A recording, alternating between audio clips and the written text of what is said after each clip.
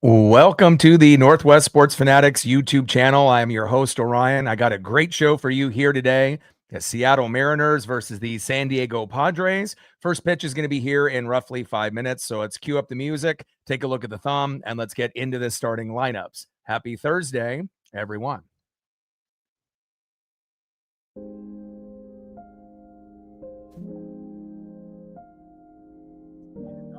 On the left, the best pitchers in the game, big dumper Cal Raleigh, and on the right, one of the best right fielders for the San Diego Padres, Fernando Tatis Jr. Now, as we know, we lost game one 4-1 with only 4 hits, had a heartbreaker last night, up 6-2, gave up 5 runs with the bullpen, which will be addressing some of the weaknesses for the Mariners, obviously with manager Dan Wilson, as well as Andres Munoz.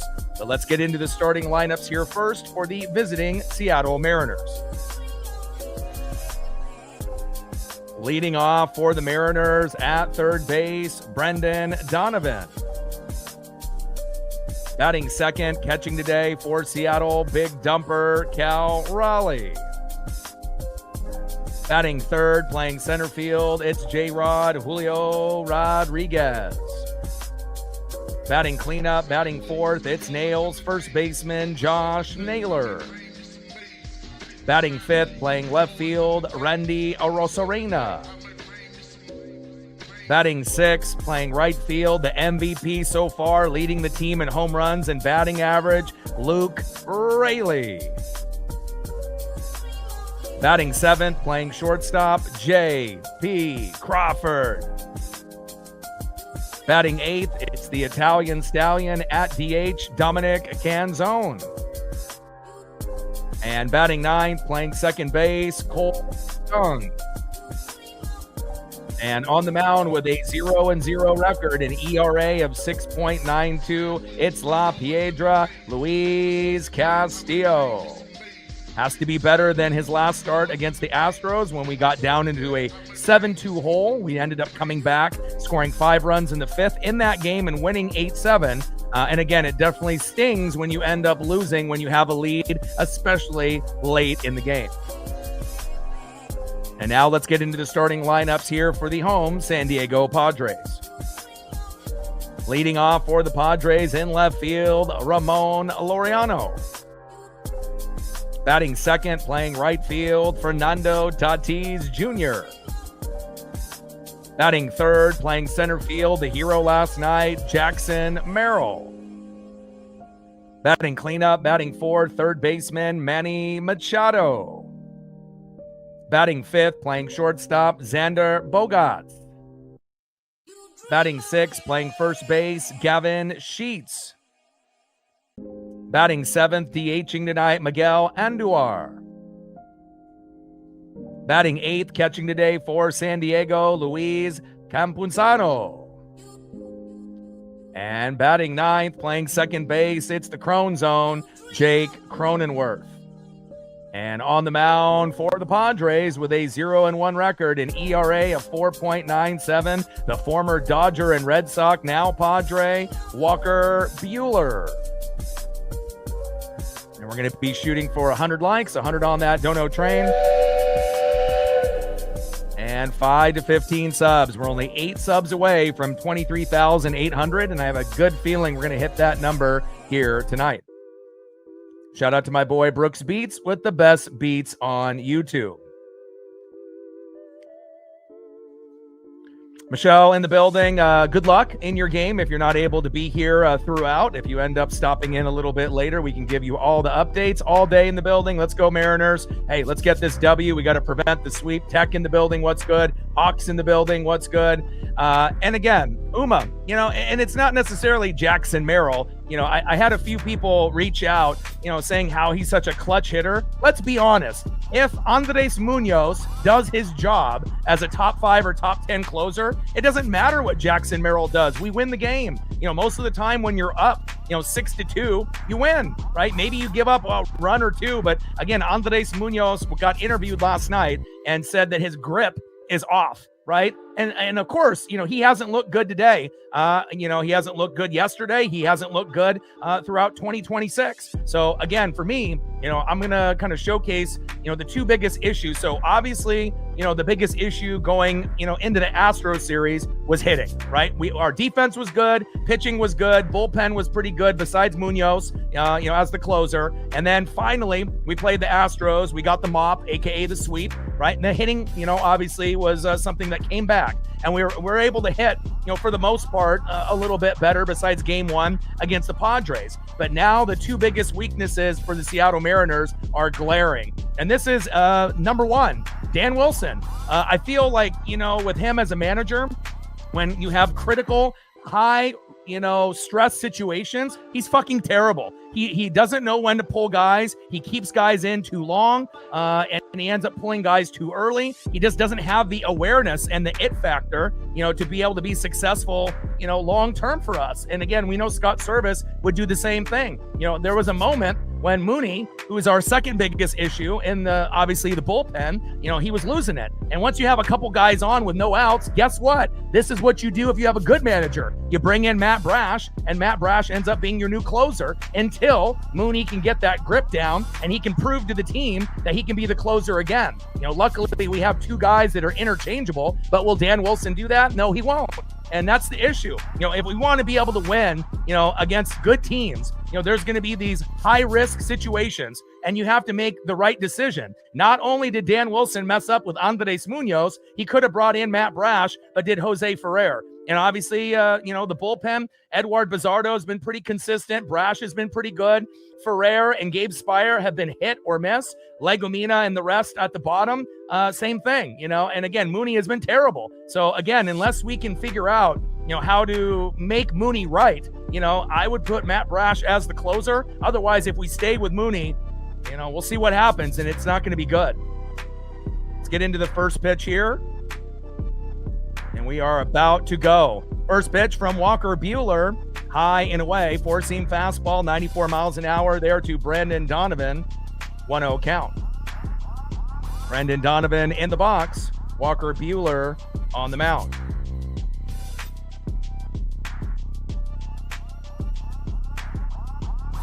One-0 pitch, takes a strike looking high and away, 95-mile-an-hour fastball there by Walker Buehler. 1 ball and 1 strike to Brendan Donovan. Yeah, I think everyone's bummed out from last night, and again, it's our first, big epic fail. Obviously Mooney got bailed out on a few of the other, closing opportunities that if the defense didn't step up, he would have lost those ones as well. But again, not looking good, for Dan Wilson and the bullpen. Things need to change. 1-1 pitch, high and inside. 2 balls and 1 strike to Brendan Donovan. Cutter 92 miles an hour there by Walker Buehler. And luckily, we don't have the sun in our eyes in the first inning here in game number 3 for our first 3 batters. 3-1 pitch, takes a strike looking right down the middle, sinker, 95 miles an hour there by Walker Buehler. Count is full, 3 balls and 2 strikes to Brendan Donovan.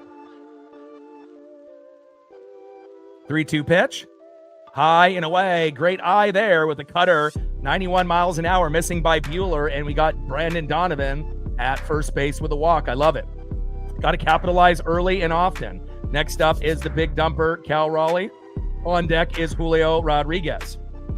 And again, for me, I always thought Scott Service and Dan Wilson were average, managers. But if we want to end up having someone that's good or great or in that Lou Piniella category, you have to be able to have a guy that knows when to make the right decision at the right time. And clearly we don't have that guy. First pitch from Buehler to big dumper, high and away. Cutter 92 miles an hour, 1-0 count. But, again, the hitting has definitely been solved for the most part. But now we got to worry about Dan Wilson's decision-making and Andres Munoz having no grip on some of those pitches and being very wild and not looking like the normal Andres Munoz that we're used to. 1-0 pitch, low and at the knees. 2 balls and no strikes to the big dumper, Cal Raleigh. I mean, and the thing that hurts the most is that Emerson Hancock pitched a gem, besides the 2-run blast by Bogarts, before he exited. He was fantastic. And we ended up getting, to 6 runs, and when you have a 6-2 lead, they were like, oh, look at this big rally by the Padres. Well, again, if you had a closer that actually could get the job done, we win that game. No, there's no scenario where we don't. Up for 4 runs in the bottom of the ninth, 3-0 pitch. Takes a strike right down the middle. 4-seam fastball, 95 miles an hour to the big dumper. 3 balls and 1 strike from Buehler to Raleigh. But again, it's something that we have to acknowledge, address, and then put it behind us. And then we have to just try to avoid the sweep and then look forward to the next series. 3-1 pitch. Takes a strike looking right down the middle. 4-seam fastball, 95 miles an hour by Walker Buehler. Count is full. 3 balls and 2 strikes with a runner at first, Brandon Donovan, with no outs. And again, you definitely have to, give the Padres credit for, guys getting walked and, having some discipline in the box and also guys coming up with big hits. But again, at the very end of the game, where does the ball go? It goes to Randy in left field, doesn't hustle to the ball. And then when he picks it up, he bobbles it. And then that extra run came in and we lost. So, a number of issues. Randy's defense in left, Dan Wilson being a not a good decision maker, especially with guys in the pen, Mooney, shitting the bed. And again, the hitting has gotten better, but it's never, going to be a complete roster for us from top to bottom with all the categories, unfortunately. 3-2 pitch. And he gets struck out looking, pitch right down the middle. 4-seam fastball, 95 miles an hour to the big dumper. And that is 1 away. And we're going to need Cal and Julio to step up.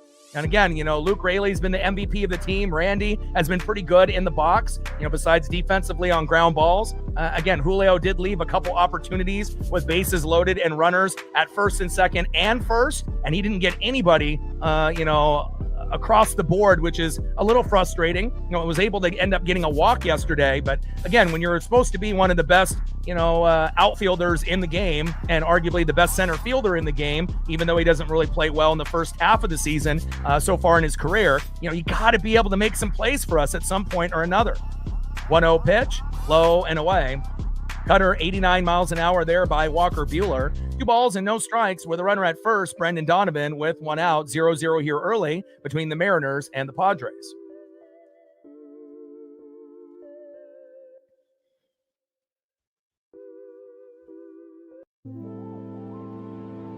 Two-0 pitch, fouls that one off. Behind the plate, sinker 95 miles an hour by the former Dodger and Red Sox Walker Buehler. 2 balls and 1 strike to Julio Rodriguez. But again, even though Cal and Julio and Naylor have underwhelmed, Randy and Raley and Canzone and a few others have been better than expected. And Donovan gets thrown out at first. Holy hell. Oh my God. I mean, the last thing that we can have happen is like we finally get someone, at first with a walk. And, he takes too much of a step there towards second base, doesn't give him enough chance to come back. And that was all on Donovan. Cannot have that happen. Donovan picked off at first, and that is 2 away. And I know Donnie won't be doing that extra jab step towards second the rest of the game. You live and you learn, but that's damn unfortunate. 2-1 pitch. Julio fouls that one behind the plate. 2 balls and 2 strikes to Julio Rodriguez. But I guess when it rains, it pours, right? When things are going great for us, like they did in the Astros series, nothing we could do was going to go wrong, right? We were just going to keep continuing to, be on beast mode, but obviously when things are going bad, they tend to continue to go bad. Big swing and a miss. Down goes Julio. Missed opportunity there, even though we don't really know if Julio would have been able to get it done if Donnie doesn't get thrown out at first. Let's go to the bottom of the first inning. I still feel confident that we can win this game as long as, Luis Castillo doesn't give up 7 runs like he did last time against the Stros. But again, we're going to need to get to 5 runs, 7 to 10 hits. And if we can get to 5 runs, 7 to 10 hits, that should give us a chance. But we just really don't know what we're going to get out of Luis Castillo. We don't know what we're going to get out of the bullpen. And we definitely don't know what we're going to get out of Dan Wilson either. Let's go to the bottom of the first inning and see who's up next here for the San Diego Padres.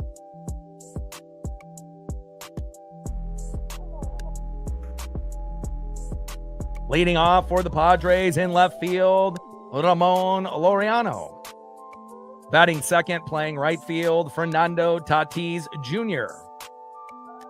And batting third, the hero last night in the 3-hole, robbing a home run and also getting the game-winning RBI, Jackson Merrill. And, he's been a fantastic player from the very jump for San Diego. It just makes me sick, when you normally have a guy that is a top 5, top 10 closer, but definitely looks like one of the worst in MLB to start off. And again, you got to have better decision making. And I just feel he's not cut out, to make those tough, high stress situation, decisions. And again, he's proven it year in and year out, that he doesn't know what he's doing in those situations. On a scale of A, B, C, D, or F, he gets an F, in that particular category, And again, when you got a guy as good as Matt Brash, sometimes, even if you don't want to, you got to make the adjustment. That's what good managers do. Average ones like Dan Wilson and Scott Service, they just kind of let them stay. And they hope that the players figure it out, but sometimes you got to be able to shift the batting order around, not having Rob Refsnyder lead off, and you got to be able to be, quick on those decisions, not, continuing to do the same thing over and over lineup wise and think you're going to get a different result, and again, that's the difference between an average manager, Scott Service and Dan Wilson, and a guy that is a good or elite manager, like a guy like Lou Piniella. Facts. On the mound for the Mariners, 0-0 record, ERA of 6.92. He's got to pitch a gem here today to give us a chance. It's La Piedra, Luis Castillo. First pitch to Ramon Laureano, high and away, four-seam fastball, 94 miles an hour, 1-0 count. Drew in the building, what's good? And I feel that I'm not the only one that feels that way. I think we need to address Mooney, but we also need to address the Dan Wilson, the elephant in the room. And again, we know that starting pitching overall has been pretty good, except Logan Gilbert's first couple starts and Castillo's last.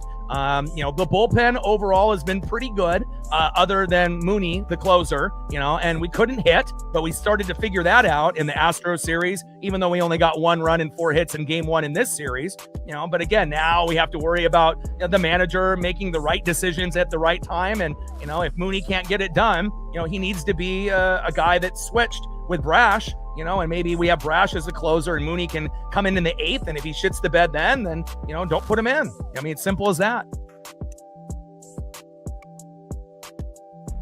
2-1 pitch. Pitch is low and at the knees. Change up 87 miles an hour. 3 balls, 1 strike from Castillo to Laureano.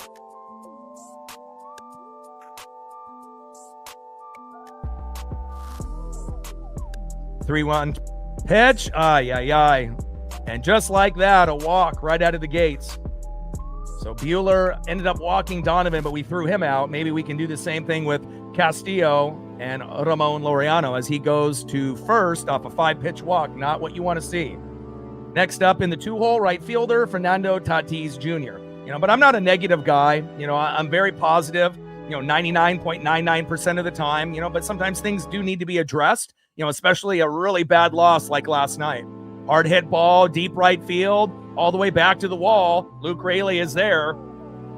And Ramon Laureano tries to tag and ends up going about halfway to second and has to scamper back to first, and that is 1 away.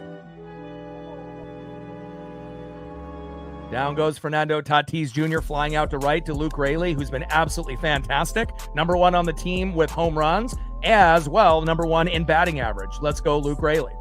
Next up in the 3-hole, robbing a home run, Julio Rodriguez last night, and getting the game-winning RBI, Jackson Merrill, an absolute stud.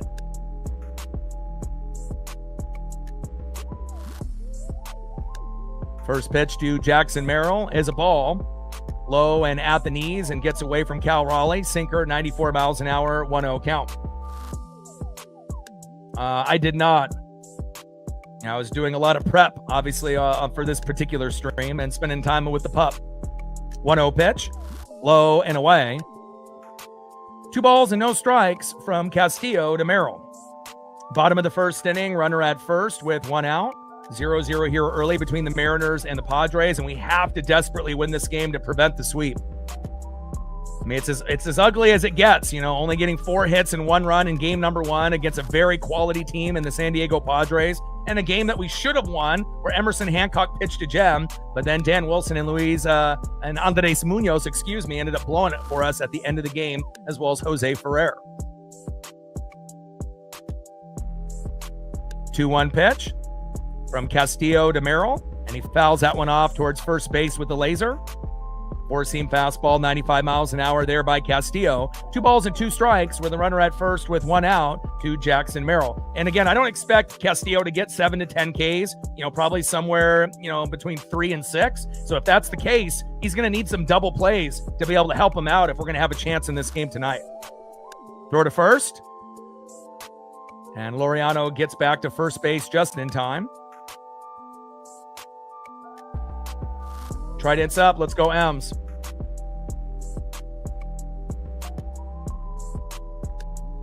And obviously, if Castillo does get 7 to 10 Ks, that definitely increases our chances of winning here tonight as well. 2-2 pitch. Big swing and a miss. There we go.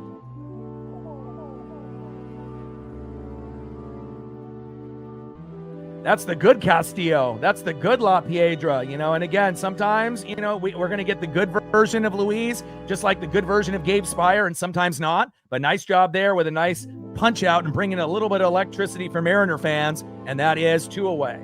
Next up is Manny Machado. First pitch to Machado, crushes it into right field, out of play. Four-seam fastball, 94 miles an hour by La Piedra, 0-1 count. Bottom of the first inning, runner at first, Ramon Laureano with 2 outs, 0-0 here early. Magic number will be 5 runs, 7 to 10 hits, and hopefully we'll be able to get that done. I appreciate that, Dave. 0-1 pitch, low and away. Four-seam fastball, 95 miles an hour there by Castillo. 1 ball and 1 strike to Manny Machado. And again, I think a lot of people, are incredibly biased, on YouTube and, on Twitch, depending on what they're doing. And again, it's definitely going to be something where we're going to call it right down the middle. We're going to have our teams that, we root for, but, we're not going to shit on the other team if they do something great. Again, we want to acknowledge greatness wherever that's at. And I know a lot of streamers have a hard time doing that. 1-1 pitch, fouled off, out of play by Manny Machado. Four-seam fastball, 96 miles an hour there by Castillo. 1 ball and 2 strikes with the runner at first and 2 outs. 1-2 pitch from Castillo to Machado. Nope, throw to first. And Laureano is back at first, safe. And again, we saw how bad Castillo was in game 2 against the Astros, where he gave up 7 and we were down 7-2, but we ended up coming back, scoring 5 runs in that 5th inning and winning 8-7. But again, that's not going to happen very often. 1-2 pitch, low and away. Slider, 85 miles an hour there by Castillo. 2 balls and 2 strikes to Manny Machado. And even though that one probably hurt Astro fans, being up 7-2, it's not as bad as losing the game at the end of the game like we did last night when we had a 6-2 lead. That definitely hurts and stings more, in my opinion. I mean, a loss hurts no matter what, but nothing hurts more when you have a 4-run lead in the bottom of the 9th and you're supposedly, top 5, top 10, closer, can't get the job done. And then Dan Wilson doesn't make the right move and pulling him early. And not only that, you could have brought Brash in and you brought in Jose Ferrer. So Dan Wilson made multiple mistakes there at the end, and that's been kind of a common theme for us. 2-2 pitch. And Machado crushes that one into right field, out of play. Sinker, 96 miles an hour there by Castillo. 2 balls and 2 strikes to Manny Machado. Appreciate you. Drew with a 5er. 95 to go.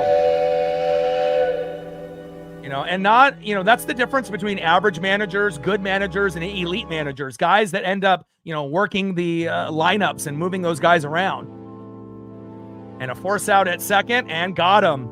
Nice fielder's choice there. Good job by the defense. And again, we'll take that all day, every day. Laureano out at second with the fielder's choice. Good defense there by the Mariners. And again, hitting was the big issue early in the season. We fixed it for the most part, right? Defense, besides Randy on ground balls, has been pretty electric, if we're being honest. Bullpen, pretty good, but now we got to worry about our closer not being able to close games out, and a poor manager, that just doesn't know when to keep a guy in and when to take him out, and to bring in the right, player in when a guy is struggling. So definitely something that we're going to have to monitor throughout the season. And, it's not like we have the luxury of having, a 11-8 record, being a couple games above 500, where we can have Dan Wilson make those mistakes and it doesn't hurt us. But when you have a below 500 record, everything gets magnified, every single, little mistake. And if you go back to Dan filling in for Scott Service, they almost are 2 of the same. they still kind of do the same type of things. And I get it. A lot of managers, like to keep the lineups, a particular way. But again, those guys are average or below average. If you really want to be able to make a difference, you got to make adjustments, in the batting order, and you got to make adjustments and correct adjustments in high risk, high stress situations. And it just feels like Dan doesn't know what the hell he's doing when the stress levels increase. He folds, like a piece of paper, and it just kills me inside. Not only that, Andres Munoz, obviously with the grip, on the slider, and a few of those has been off, and it's been more than that, and again, he hasn't been good this year, and this was the first meltdown. But if we're being honest, the last few opportunities, he could have already had 3 meltdowns by now. And at some point, we're going to have to put Brash as our closer. We have to feel lucky that we at least have a guy that could come in there and replace Mooney, at least until he gets right. Facts. End of the first inning, 0-0, Mariners and Padres. Next up for the Mariners in the 4-hole, first baseman Josh Naylor. Batting second in the 5-hole, left fielder Randy Arozarena. And batting third in the 6-hole, right fielder, leading the team in home runs and batting average, it is Luke Raley. Had a nice nuke last night, and hopefully we'll get another one here today.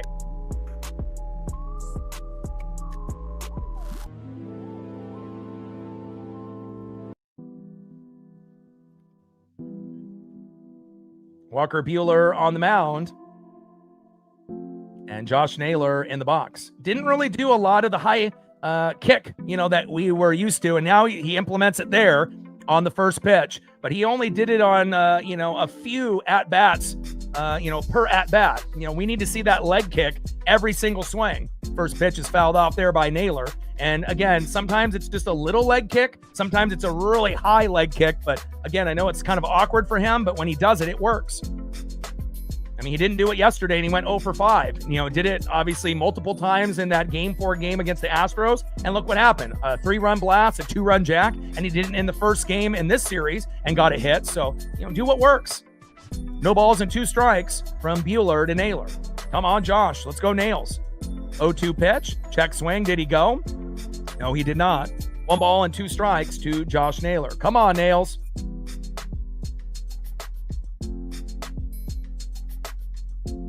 We know Cal Raleigh, Julio Rodriguez, and Josh Naylor have let us down in the early part of the season, but thankfully Randy and Luke Raley and, a few others, have stepped it up. But again, we need a full team effort.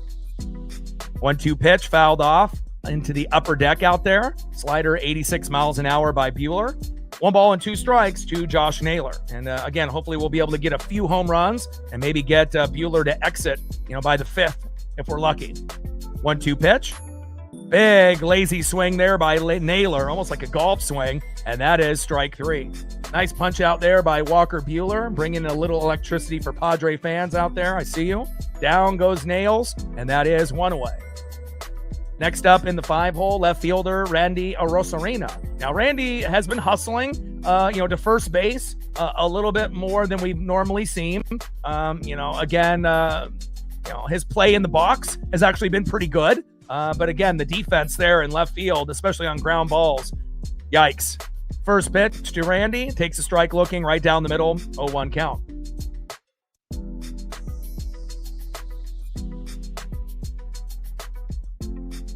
Oh, 0-1 pitch, high and away. Good eye there by Randy. Cutter 88 miles an hour there by Walker Buehler. 1 ball and 1 strike to Randy Arozarena.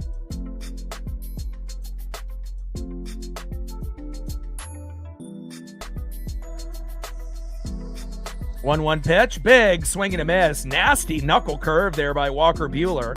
77 miles an hour off speed. 1 ball and 2 strikes to Randy Arozarena.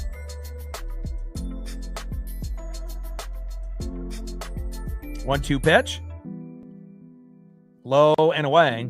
Sweeper 81 miles an hour there by Walker Buehler. 2 balls and 2 strikes to Randy Arozarena.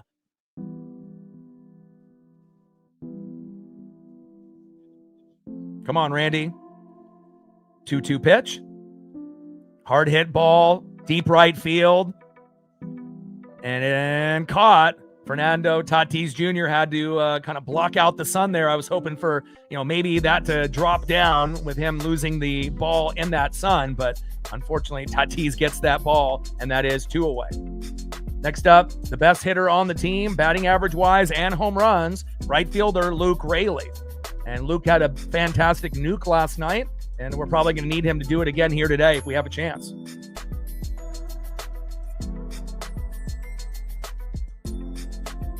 First pitch, takes a strike looking high and away.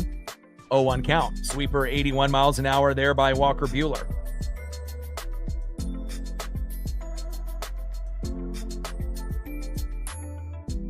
Oh, 0-1 pitch, high and inside. Four-seam fastball, 95 miles an hour there by Walker Buehler. 1 ball and 1 strike to Luke Raley. And I feel like, obviously none of us, baseball fans could produce like, the players, but I definitely feel there's a lot of people that watch baseball and have been watching baseball for 20, 30, 40 years that could manage better than Dan Wilson, and Scott Service, and again, some stuff is just kind of, common sense, but a lot of these guys are stubborn in their ways. 2-1 pitch, big swing and a miss, high and away. 2 balls and 2 strikes to Luke Raley. Like most of us fans, we know, when someone is off, and when Mooney was looking pretty rough in those first 2 batters, that's when they should have pulled him, not waiting until it got to bases loaded, and then all of a sudden they have this big lead that ends up getting erased. Line drive into right field, diving grab by Fernando Tatis Jr. Oh my. And again, Tatis Jr. showing why he's one of the best right fielders in the game. Luke Raley, that would have been normally a double if it got to anybody else, but Tatis making another big play there in right field. Let's go to the bottom of the second inning and see who's up next here for San Diego.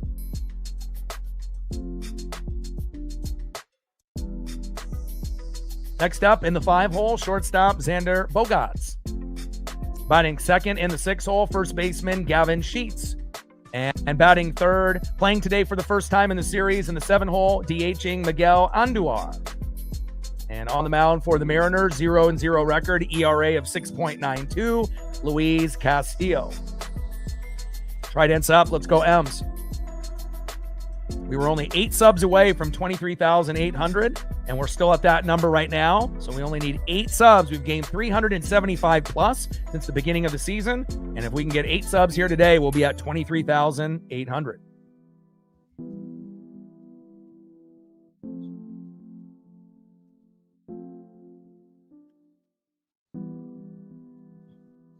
All right, we're at 45 likes, 55 to 100.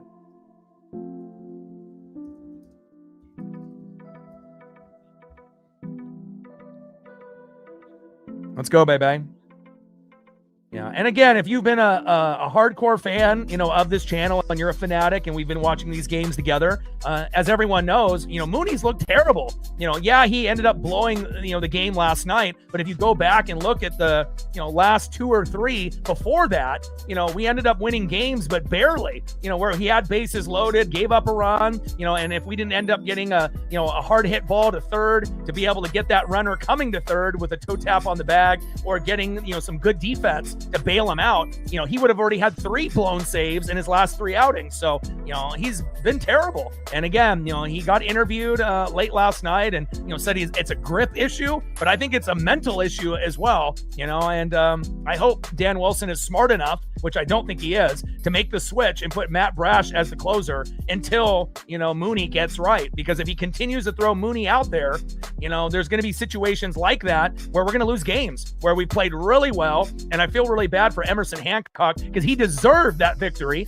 especially being the 6th man filling in for Bryce Miller. He's been the best pitcher, even though we know Wu and Kirby have been good too, but they don't have the same type of win-loss record. And he should have improved to 3-1. And I feel really, bad for him, as well as, a few others on the team as well. Bottom of the second inning, 0-0 here between the Mariners and the Padres. First pitch to Xander Bogaerts, pops it up a mile. Who's going to get it? And then Brandon Donovan finally comes in out of the screen from third base and making the play. You had Luis Castillo looking up. You had Cal Raleigh looking up. You had JP thinking, should I come in here? And then Donnie ends up making the play. Nice job by Brandon Donovan. Down goes Bogaerts popping up. Next up, in the 6-hole, first baseman Gavin Sheets.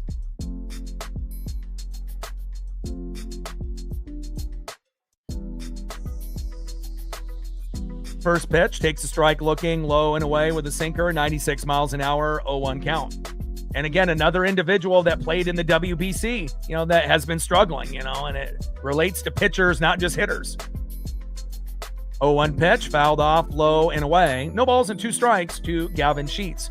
And I've been wanting to talk about Dan Wilson for a while, but I definitely had to kind of, wait for the right moment to bring up, these, bad decisions that he's been making that cost us a big one. And, last night, that was the last straw.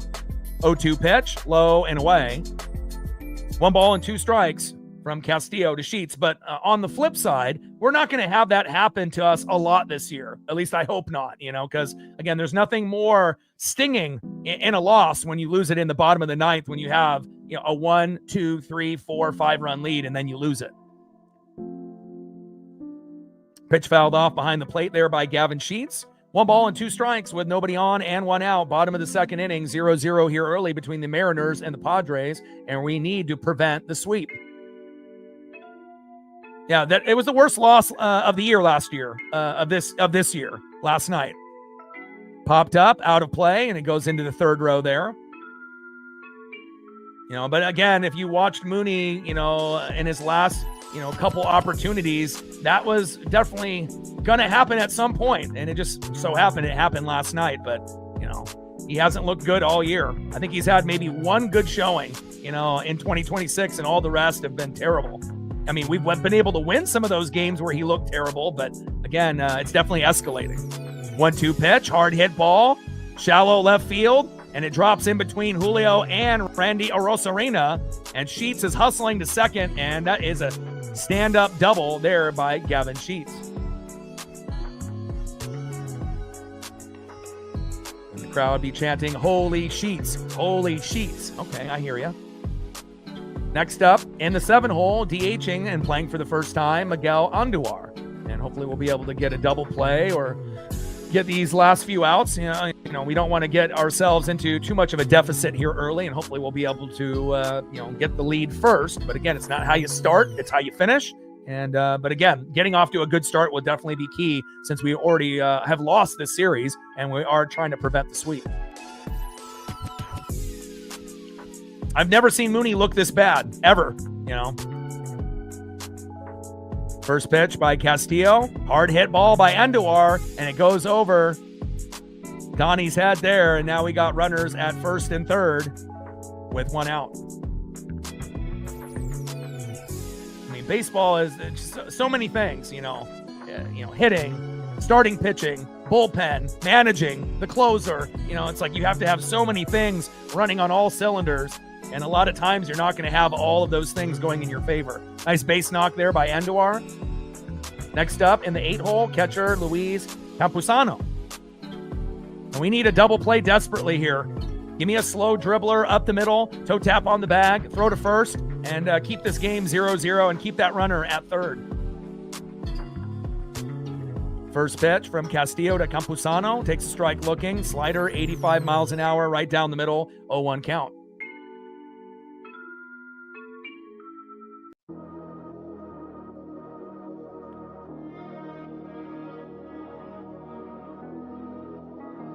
And a hard hit ball that bloops into left field, and that scores Gavin Sheets.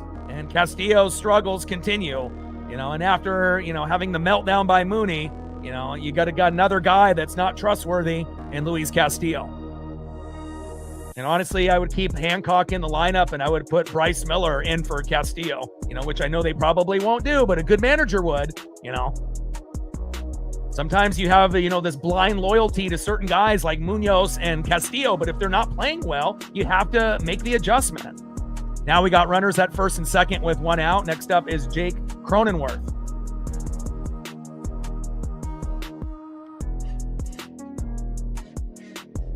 First pitch is low and at the knees with the 4-seam fastball. 95 miles an hour there by Castillo, 1-0 count.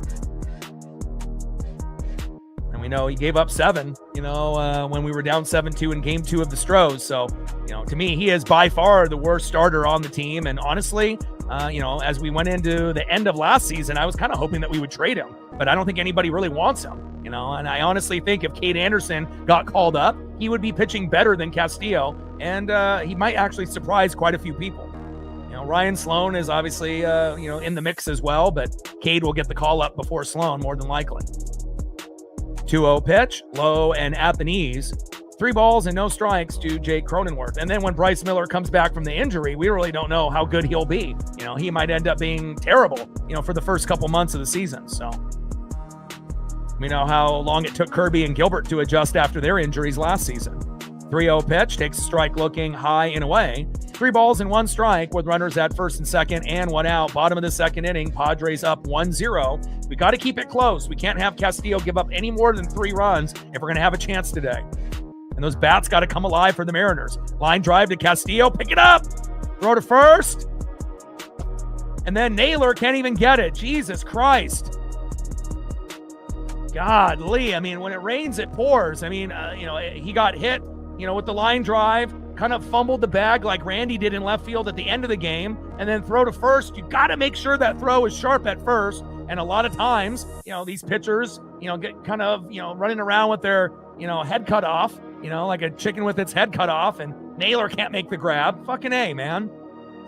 And that's all on Josh Naylor. Castillo's throw wasn't the greatest, but Naylor should have caught that. Error on Naylor. Jesus Christ. And now we got bases loaded with 1 out. Oh, come on. And like I said, no one ever said it was going to be easy being a Pacific Northwest fan or a Mariner fan. As we know, we had 20 years of misery before we ended up getting out of that slump. And, whether Castillo can go or not, I wouldn't mind if we pulled him right now. And I know they probably don't want to go through too many guys in the pen, but I think, I would rather take my chances with someone in the pen rather than continue with Castillo for another 4 innings. Because if we stay, 6 innings with Castillo, we're probably going to be down 8-0 unless the bats come alive. Bases loaded with 1 out. Leadoff hitter Ramon Laureano. Can we get a double play, please? First pitch, low and away. Slider 86 miles an hour by Castillo. 1-0 count.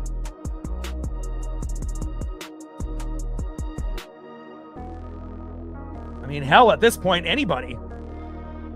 1-0 pitch, low and away. Slider 87 miles an hour. If you want someone that's going to have bases loaded and give up runs all the time, it doesn't matter if you bring in, Bizzardo or Brash early, or, if you ended up going with Spire or Jose Ferrer, Casey Legomina, even though he's not reliable, we don't have access to Carlos Vargas, but, it definitely shows like how important a bullpen is and how important a closer is. And if the bullpen is shaky and the closer is shaky, you can have a big lead and it can be erased real quick. 2-0 pitch and a hard hit ball towards first base. Get it, Naylor. And he runs towards the bag, avoids the runner. Another run comes home, and that is 2 away.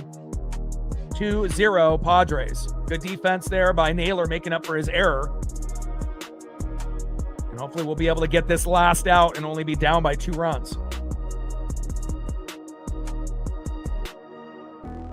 I don't know if really the pitching was solid last year. It actually wasn't. If you actually go back and look at the stats, we had 4 out of our 5 starters hurt last year. So Gilbert got hurt, for a month and a half. Kirby missed the first 2 to 3 months. Obviously Wu got injured at the end of the year. Miller ended up getting hurt. Castillo was the only guy that didn't get hurt, but he's the worst player in the starting 5. So if you actually look at our numbers based off the talent that we have, we should be a top 5 pitching staff. But last year we were normally 10th through 16th in a lot of categories. So honestly, last year we really weren't that good. George Kirby and Gilbert had moments, but Wu was definitely the best pitcher last year. But as a group, we really weren't that good last year. 0-1 pitch, low and away. 1 ball and 1 strike to Fernando Tatis Jr. Again, if you're not looking at the stats and the analytics and you're just doing the eye test, then obviously you can be fooled. But once you actually go through the metrics, then it really gives you the real answer and if we're actually doing good or not. 1-1 pitch, fouled off towards third base and foul. 1 ball and 2 strikes with the runners at second and third with 2 outs. Bottom of the second inning, 2-0 Padres. Another shitty start here for Luis Castillo. And honestly, with me, I can't wait for the day he's not on the team, so we can bring up Cade Anderson or Ryan Sloan, or have someone that we can actually trust, because his numbers have been shitty every year after that first year that we brought him in when he was good in 2022 with Cal to help us get to the playoffs for the first time in 20 plus years. But if you look at his numbers, every year after 2022, he's been going on a downward slope with his metrics, and he doesn't look good this year either. 2-2 pitch. Hard hit ball up the middle, and there's another RBI. Thanks a lot, Castillo, you bum. And now 3-0 Mariners turns into 4-0 Mariners. Pull him already. And we know the Padres are a fantastic team. They're at home. This is for the Vetter Cup. We had a good record against them last year. 12-6, 8-4 at home. Obviously, maximizing the win streak, 7-game win streak. But again, Castillo, fucking terrible.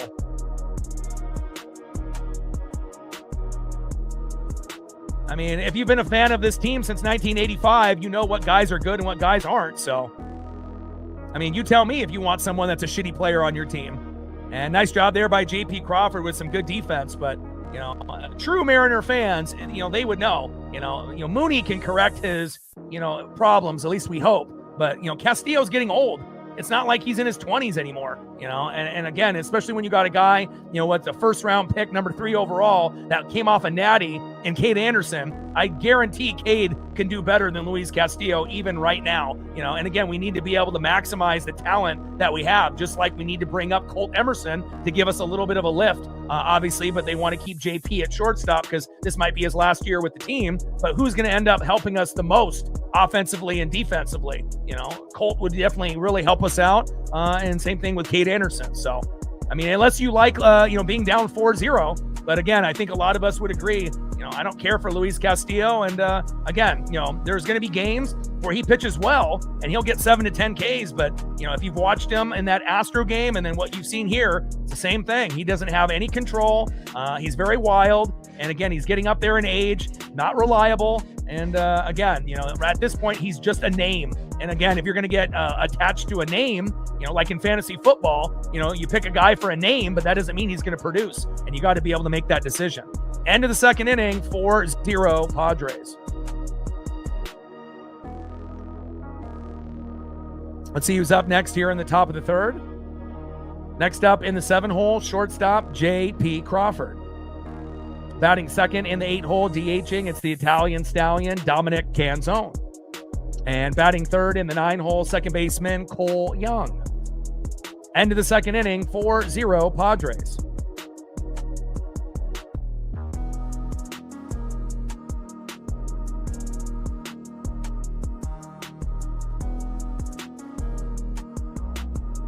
I mean, he gave up 7 runs, against the Stros when we were down 7-2. And luckily, we got 5 runs in the 5th inning and ended up winning 8-7. But again, just look at the numbers, and the numbers speak for themselves. But again, even though Mooney has been terrible, Castillo's been terrible, Dan Wilson's been terrible as a manager, but again, we still have, some potential with the batting order, and again, hopefully, we can get a few guys to homer, and all we need is one mini meltdown in a half inning, and then we can cut into this lead. Let's see if we can get at least 1 run this inning here in the top of the third. First pitch to J.P. Crawford, low and away. 4-seam fastball, 93 miles an hour there by Walker Buehler. An ABS challenge here, and Mariners are going to win. Call is overturned. Good call there by J.P. Crawford. 1-0 count.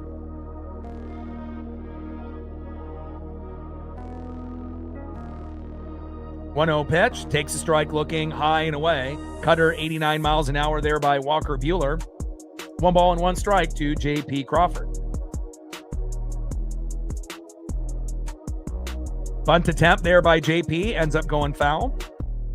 4-seam fastball, 93 miles an hour there by Walker Buehler. Walker Buehler on the mound. J.P. Crawford in the box. Come on, J.P.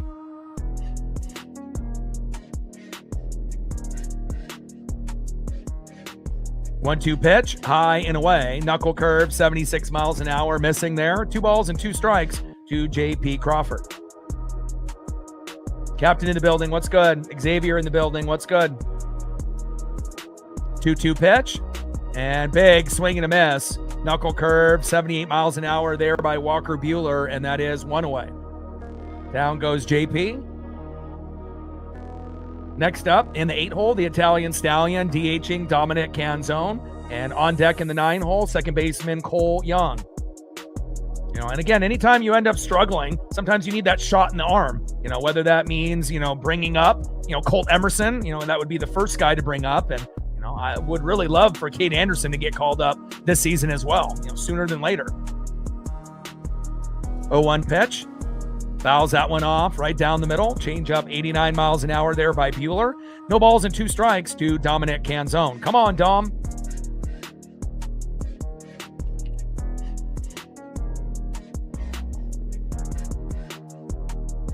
I mean, Logan Gilbert was terrible in his first 2 starts, but he's, trustworthy most of the time. And I think Wu, obviously, and Kirby, if they had run support, their record would be better. And Hancock has been great this year, so, and then when Miller comes back, I don't think he'll be very good for the first month or month and a half, unless, he's right. But, a lot of times it takes a while for those guys to adjust after an injury.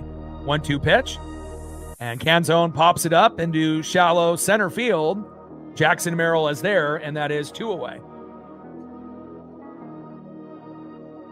Down goes Dominic Canzone. Next up in the 9-hole, second baseman Cole Young. But, even though we're down 4-0 and it's, a pity party, woe is me, us, Mariner fans, we know how bad things can get. But also we, know on the flip side, all it takes is, again, a meltdown, by a pitcher at some point for us to get back in the game. And, hopefully we'll be able to get 1 or 2 meltdowns, maybe one by Walker Buehler before he exits, and, maybe by one of the guys in the pen. First pitch, takes a strike looking, high and away, 4-seam fastball, 94 miles an hour, 0-1 count. But obviously if they keep Castillo in, and even if the bats start heating up, it's going to be a hard play of catch up at that point.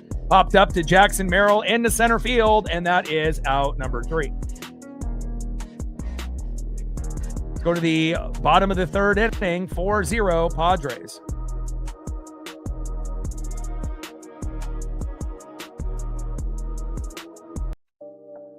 Let's see who's up next here for the Padres in the bottom of the 3rd inning. Next up, in the 4-hole, third baseman, future Hall of Famer, 0-for-1, Manny Machado. Batting second, 0-for-1. In the 5-hole, shortstop, Xander Bogaerts, who had a 2-run blast on Emerson Hancock last night to give them a little Uncle Mo. And batting third, 1-for-1 with a run, playing first base today in the 6-hole, Gavin Sheets. And on the mound for the Mariners, coming into the game with a 0-0 record, ERA of 6.92, Luis Castillo. 2 innings pitched, 4 hits, 1 earned run, 1 walk, 1 K, 42 pitches, 26 strikes, ERA of 6.60. Again, bring me Cade Anderson any day of the week. And again, Bryce Miller is, going to be coming back pretty soon. And hopefully Dan isn't stupid enough, to send Emerson Hancock, to AAA when he's been, one of the top 2 pitchers, top 3 with Wu and Kirby. That would be really asinine and stupid. Again, even though Miller is filling in, or Hancock is filling in for Miller in that 4-hole. But again, if Miller comes back, he needs to come back for Castillo, not for Emerson Hancock. But again, knowing Dan Wilson, he'll make the wrong move. Bottom of the 3rd inning, 4-0 San Diego. We need the bats to come alive, and we just got to pray that Castillo can settle down slightly, and we'll see what happens, obviously, as we go through the rest of the progression of this game. No more runs for Luis, and again, 3 is kind of the max. 4, you're kind of pushing it, and I mean, he hasn't really proven that, he can strike anybody out. So on the flip side, if he can't strike anybody out really, right, you're going to have to get some, big defensive plays by the infield and the outfield. We're going to need some double plays to bail Castillo out. Come on, Luis.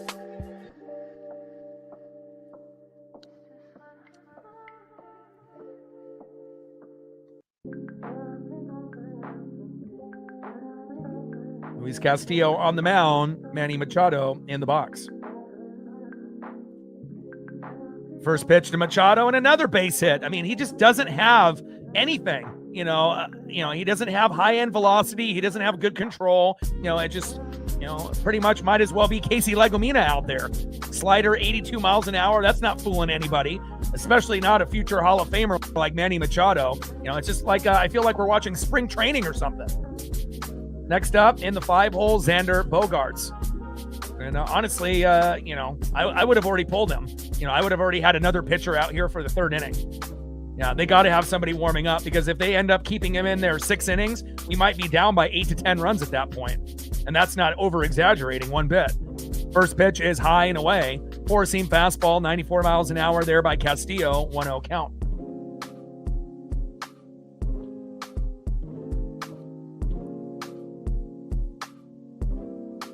One-0 pitch, high and away. Four-seam fastball, 95 miles an hour there by Castillo. And again, his off-speed stuff doesn't work. And then when he goes down the middle, it's like you're not in your 20s anymore. Nobody's intimidated by you, and you can't blow any, fastballs, through the hitters. You're not that type of player. Maybe in his mind he thinks he is, but he just doesn't really have the stuff, and again, we've definitely seen it. 2-0 pitch, takes a strike looking down the middle. Nice sinker there, 94 miles an hour there by Castillo. 2 balls and 1 strike to Xander Bogaerts.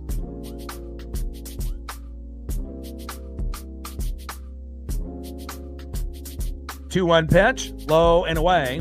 Count is 3 balls and 1 strike to Xander Bogaerts. But Chad, that is a stat that isn't really relevant based on how he plays game in and game out. And if you actually look at his numbers overall, each start and what he does, how many Ks, how many walks, how many runs he gives up. Again, he was good in 2022, but again, if you've actually been watching this team closely, he hasn't really been trustworthy in the last couple years. I mean, there's a reason why he's in the 5 and he's not the 1 anymore. If he was so good, why isn't he the 1? And to go from the 1 to the 5, that tells the story right there. Big swing and a miss by Bogaerts. Full count, 3 balls and 2 strikes from Castillo to Bogaerts. 3-2 pitch. Runner goes to second. Tag him. Got him. There we go. Machado thinks he's safe. I think he's out. That was a good throw by Cal Raleigh. Some stats can be deceiving like that one. Bogaerts strikes out swinging, and Machado caught stealing at second, and they're going to challenge, I think. Let's look here at the replay.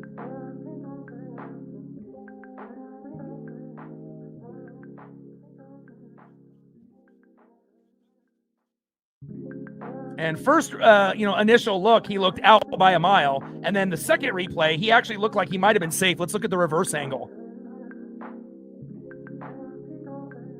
Close. Just as he's tagging the knee, the foot does go into the bag. That was actually closer than expected. But that is 2 away. First pitch from Castillo to Gavin Sheets. High and inside. Sinker, 95 miles an hour, 1-0 count. 1-0 pitch, low and away. Sinker, 95 miles an hour there by Castillo, missing. 2 balls and no strikes to Gavin Sheets.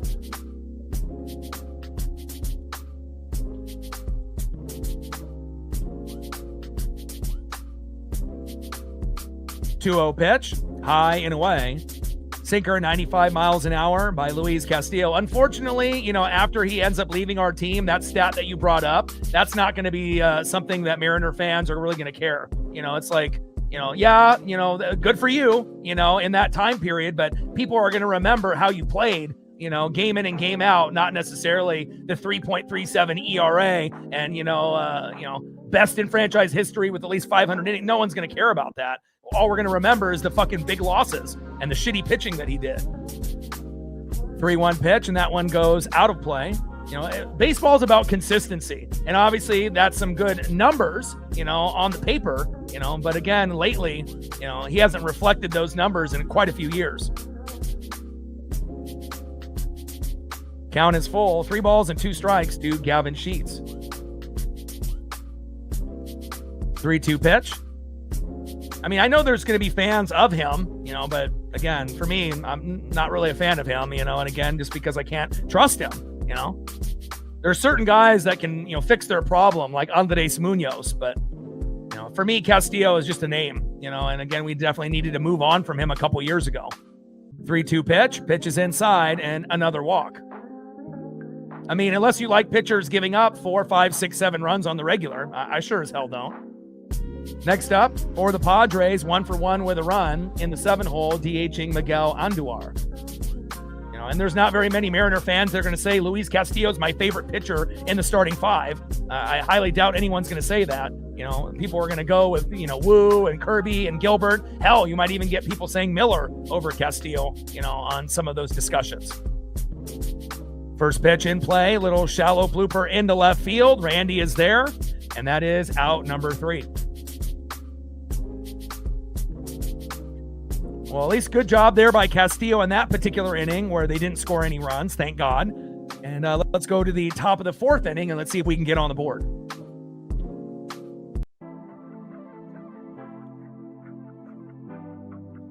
Come on, Mariners, do it for Rick Riz. Next up for Seattle, leadoff hitter at third base, 0-for-0 with a walk, but got picked off. Not really playing the bags the right way. Hopefully he'll be able to make up for it. Brendan Donovan. Batting second, 0-for-1 with a K, catcher, big dumper, Cal Raleigh. And batting third, 0-for-1 with a K, center fielder, Julio Rodriguez. Trident's up. Let's go, M's.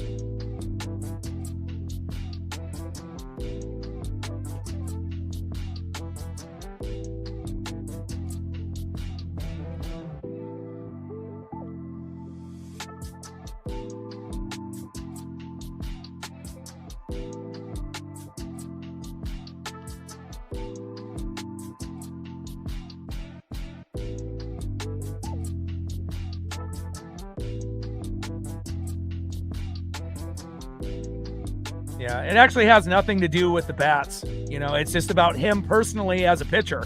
We're going to showcase and appreciate guys that are good. Brian Wu, George Kirby, Logan Gilbert have all been all-stars. When's the last time Castillo was an all-star? Obviously a few years back, right? But when's the last time that, people could actually trust him? It's been a long time. And again, if you're not a Mariner fan, you wouldn't know that, and again, you can look at the numbers, and look up stats, but, that doesn't mean a guy is trustworthy. And again, I know most Mariner fans would be happy for him to go so we could end up bringing someone else in that would be more trustworthy, especially a phenom like Cade Anderson. We need a lefty in the lineup. Facts. But again, if, people like Luis Castillo, that's their own prerogative. But I know for a lot of us, we're ready to move on. End of the 3rd inning, 4-0 Padres. And we definitely need the top of the order to produce here with Brandon Donovan, the big dumper, Cal Raleigh, and Julio. Again, we've had a number of problems this year. Hitting was an issue, and then now the managing is an issue. Andres Munoz as a closer is an issue. Luis Castillo is a fucking issue, but the bats, have been, not fully fixed. We still have a few guys that need to get going, but we only put up 1 run in game 1, but we played well in the mop, aka sweep against the Astros. And then we ended up putting up 6 runs yesterday. So the hitting is starting to get solved. So it's not really that. It's just, based on what we're saying. First pitch to Brandon Donovan by Walker Buehler. High and inside, 1-0 count. 1-0 pitch, little blooper into left field. There we go. Well, I should be. I mean, hell, I've been a fan of this team since 1985, and I watch every game beginning to end. I mean, I wouldn't be able to have, 20,000 plus subs if I was a fucking idiot. You got to be able to know what you're talking about. And if you don't know what you're talking about on YouTube, no one's going to watch you, right? Or they're just going to clown you. So, I would hope so. I would know something. Nice job there by Brandon Donovan. Nice base knock. Now, don't get caught at first base sleeping. Next up is the big dumper, Cal Raleigh. First pitch to Cal Raleigh. Little blooper. There we go. Back-to-back little bloopers. One in left field, one in right field. And now we need Julio Rodriguez to take advantage. And if he ends up getting a home run here and making it 4-3, we're back in business. Trident's up. Let's go, M's. Come on, Julio. And obviously Julio had bases loaded, did nothing last night. Had runners at first and second, did nothing. Had a runner at first, did nothing. But then eventually ended up taking a walk. But again, we know that, Cal, Julio, and Naylor have not been good. Obviously to start off, they all played in the WBC, and obviously we can see those results. It definitely hasn't been good, but, hopefully Julio will come up with something here. Even an RBI would be fantastic just to stop the fucking bleeding here. First pitch is high and away, cutter 90 miles an hour, 1-0 count. I'm not going to be right 100% about everything, but again, I think most real fans of this team and for baseball purposes, we don't bullshit or lie on this channel. We're not one-sided. We still give props to the other team when they make good plays, and a lot of streamers don't do that. So, I appreciate greatness wherever it's at, even if it ends up being against us. Pitch fouled off there by Julio down the middle. 1 ball and 1 strike from Walker Buehler to Julio Rodriguez. 1-1 pitch, check swing. Did he go? And he does not. Sweeper 83 miles an hour there by Buehler. 2 balls and 1 strike to Julio Rodriguez.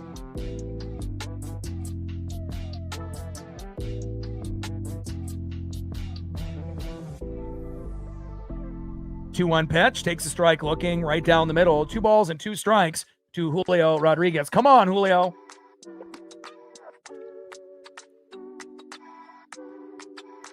Trident's up. Let's go M's. And again, it's not just, trying to be an expert for the Mariners. It's, trying to be an expert for all the teams. And that takes a hell of a lot of effort, for not only baseball, but for football, basketball, hockey, a lot of reading and a lot of film study.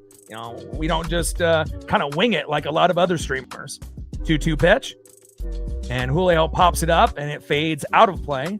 And, preparation is everything. Just like in anything you do in life, if you got, goals and dreams, you can't half-ass it. You got to give 150%, and you got to be able to put in the preparation as well.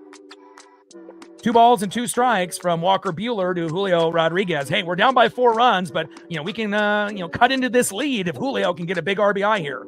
2-2 pitch, low and away. Good eye there by Julio Rodriguez. Knuckle curve, off speed, 79 miles an hour by Buehler, missing. 3 balls and 2 strikes to Julio Rodriguez. Come on, J-Rod. 3-2 pitch. Big swing and a miss.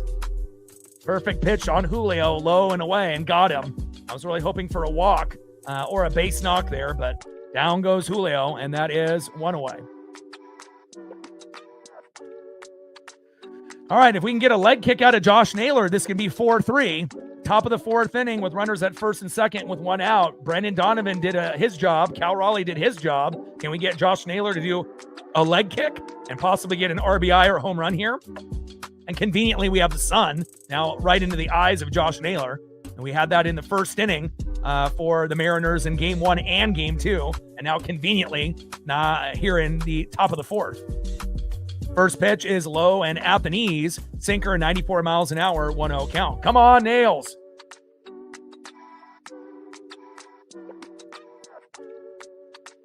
One-0 pitch. Pops it into left field, fading out of play. Cutter, 92 miles an hour there by Buehler.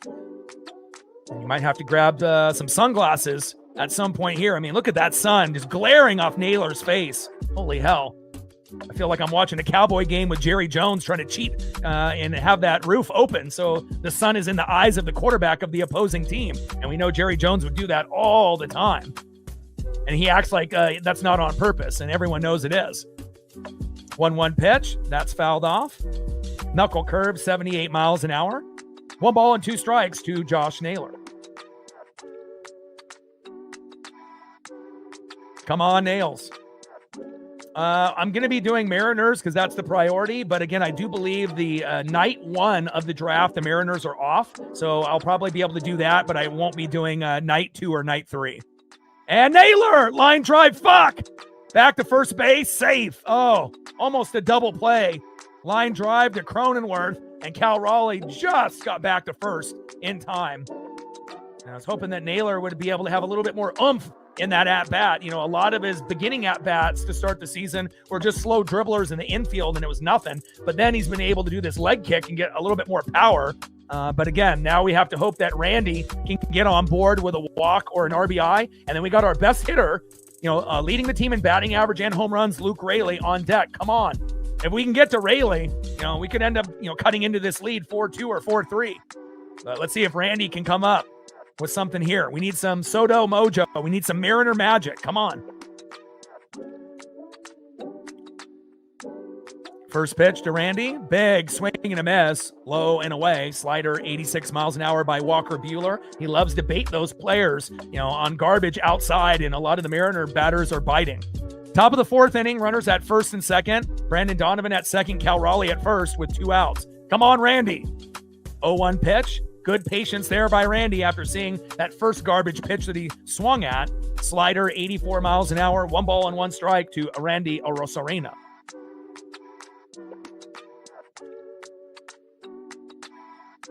1-1 pitch. Takes a strike looking right down the middle. 4-seam fastball, 95 miles an hour there by Walker Buehler. 1 ball and 2 strikes with runners at first and second and 2 outs. Just got to be able to get 1 or 2, to kind of stop the bleeding. And then, try to get 1, a little bit after that and another. Unless we can have just a full meltdown. Little dribbler towards third base and foul. 1 ball and 2 strikes with runners at first and second and 2 outs. Top of the fourth inning, 4-0 Padres. Trident's up. Let's go, M's.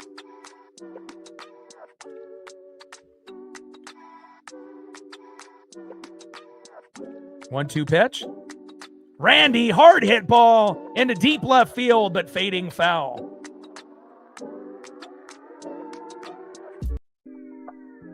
Trident's up. Let's go, M's. Keep battling. Come on, Randy. If we ever needed an RBI or a home run, it's right now. 1-2 pitch. High and away. Good eye there by Arozarena. 4-seam fastball, 94 miles an hour by Walker Buehler. 2 balls and 2 strikes with runners at first and second and 2 outs. Come on, Randy. Hell, even an RBI single to make it 4-1 would be fantastic based on how this game has gone. Come on, Randy. 2-2 pitch. Hard hit ball towards third base. Throw to first by Machado, and that is out number 3.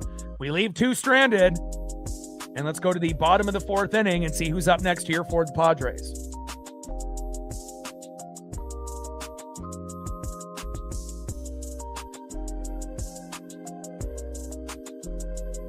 Next up for the Padres in the 8-hole, 1-for-1 with a run and an RBI, catcher Luis Campusano. Batting second, 0-for-1 with a run, second baseman, the Crone Zone, Jake Cronenworth. And batting third, 0-for-1 with an RBI and a base on ball, left fielder Ramon Laureano. And on the mound for the Mariners still, for whatever reason, Luis Castillo.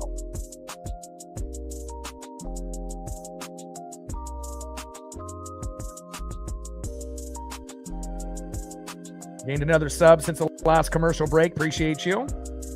7 subs to go to 23,800. Let's get it, baby.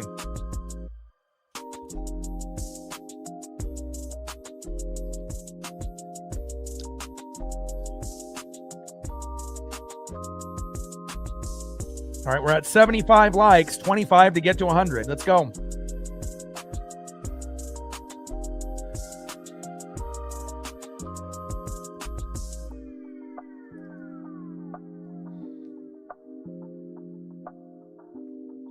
Let's go, baby. That's what I'm talking about, John. No matter, what our record, no matter what happens, game in and game out, it's all Seattle Mariners all day, every day. I hope you have a great birthday. I got a May birthday as well. So and I'm not going on my birthday, but I am going on the 4th of July. And, I only usually miss a couple games on the channel, per season. Obviously Easter, I had to visit family and the game was on at 1, so I wasn't able to get back in time. And then obviously, during, the holidays, even after baseball season ends, Thanksgiving, Christmas, my birthday in May, it doesn't really matter. I don't mind working and grinding it out, but I hope you have a fantastic birthday and hopefully the Mariners will get a dub for you.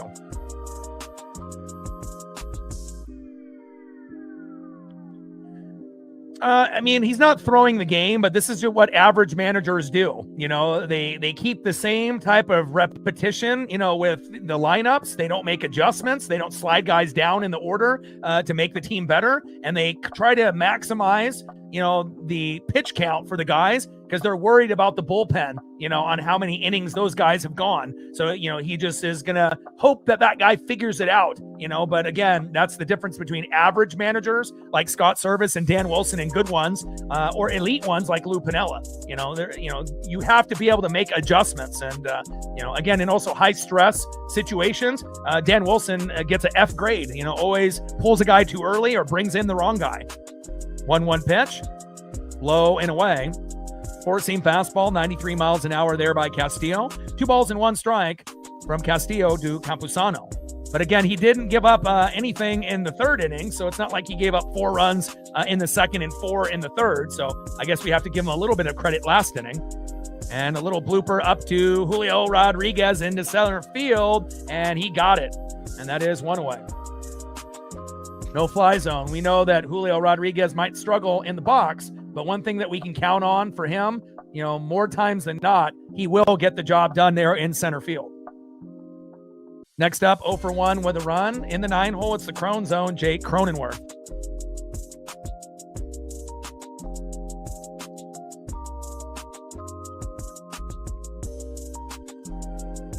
First pitch from Castillo to Cronenworth. Takes a strike looking, slider 83 miles an hour, 0-1 count. And again, we're going to get to a point where, once we get Cade Anderson called up, Ryan Sloan, we'll have a chance to, help the team win, and we'll have Bryce Miller. At some point, it will be, Gilbert, Kirby, Wu, Miller, and then Cade Anderson, or maybe even Cade Anderson and Sloan, together at some point. So we just have to be patient. 1-1 pitch, popped up, shallow center field. Julio's a busy man this inning, and that is 2 away. Great defense there for Julio Rodriguez. Nice job, J-Rod. And it looks like Castillo is somewhat settling in. Next up, 0 for 1 with an RBI and a base on ball, left fielder Ramon Laureano. But regardless on, the wins and the losses, it's always going to be Seattle Mariners all day, every day. Especially, if you were able to go through that 20-year stretch and watch games beginning to end and still cheer for the team and rock the merch when you had no chance of making the playoffs. I mean, it takes a real special fan to be a fan of a team in Oregon and Washington. There's no doubt about that. We are mentally tough, incredibly intelligent, and very passionate. 1-0 pitch in there for a strike. 1 ball and 1 strike to Ramon Laureano. 1-1 pitch and a blooper into right field, popping in front of Luke Raley off of 1 hopper, and another base knock there for the Padres. Nice job by Ramon. Next up, 1 for 2 with 2 RBIs, a great two-way player, offense and defense. He's shown that here today. Right fielder Fernando Tatis Jr. And a lot of times, when guys, cheat and they do like PEDs or steroids, whether they say they didn't know what they were doing, but a lot of times they do, and they end up getting caught. I think Fernando Tatis Jr. might be the only player in baseball that has gotten caught cheating, and I still like him, and it's only happened the one time, and so we have to kind of give him the benefit of the doubt that, maybe it was a supplement or, something of that nature, but a lot of these baseball players lie through their teeth, but he might be the only guy, that has gotten suspended for, a substance that I still, like, and that's rare because a lot of times, you really respect the guys that are doing the game the right way, but we're all human. Sometimes people make mistakes. Now, if Tatis gets burnt again, then we know that he was a liar like Jurix and Profar, right? But for the time being, I do like Tatis, and I'll have to give him the benefit of the doubt. 1-1 pitch, and that is fouled out of play. Sinker, 95 miles an hour there by Fernando Tatis Jr., with getting a hold of that sinker. 1 ball and 2 strikes with a runner at first with 2 outs.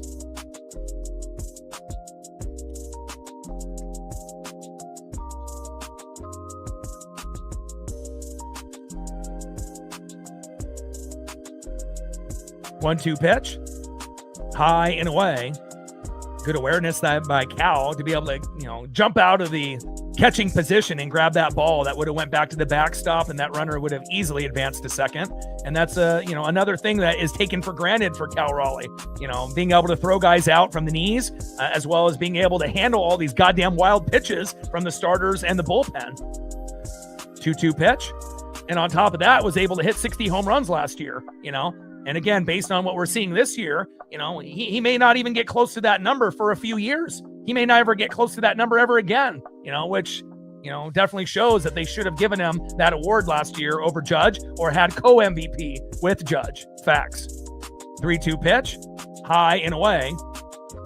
And that ends up being a walk for Fernando Tatis Jr. I mean, baseball fans, they're delusional, thinking that a catcher, hitting 60 home runs isn't a big deal. It's a real big deal. But apparently, there's just more bandwagon Judge fans out there.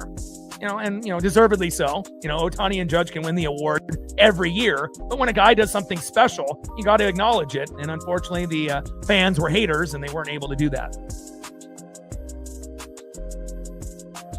We got a mound visit here with Donovan, Cal, Woodworth, and Castillo.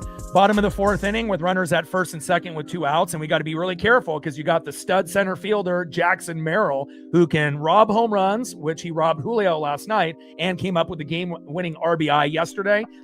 He is a G. There's just no doubt about it. Jackson Merrill would be a good fit on any team in baseball. He is a stud. But hopefully we'll be able to, limit the action from this baseball stud, Jackson Merrill, and hopefully we get him to pop up, ground out, or if we can get a fielder's choice here.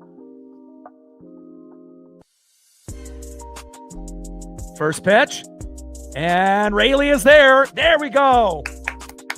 And that was a good mound visit to settle him in. And again, he gave up 4 runs in the second inning, was clean in the third, clean in the fourth. And again, yeah, we're down 4 runs, but again, imagine if we were down 8, then the game's over, right? Realistically. So again, we're down 4, which it seems like we're down fucking 8, but again, if we can, have another pretty good inning like we did previously and actually cash in and get it to 4-1 or 4-2, we're back in business. It's just, can we end up getting that sooner than later? Let's go to the top of the 5th inning and see who's up next here for Seattle.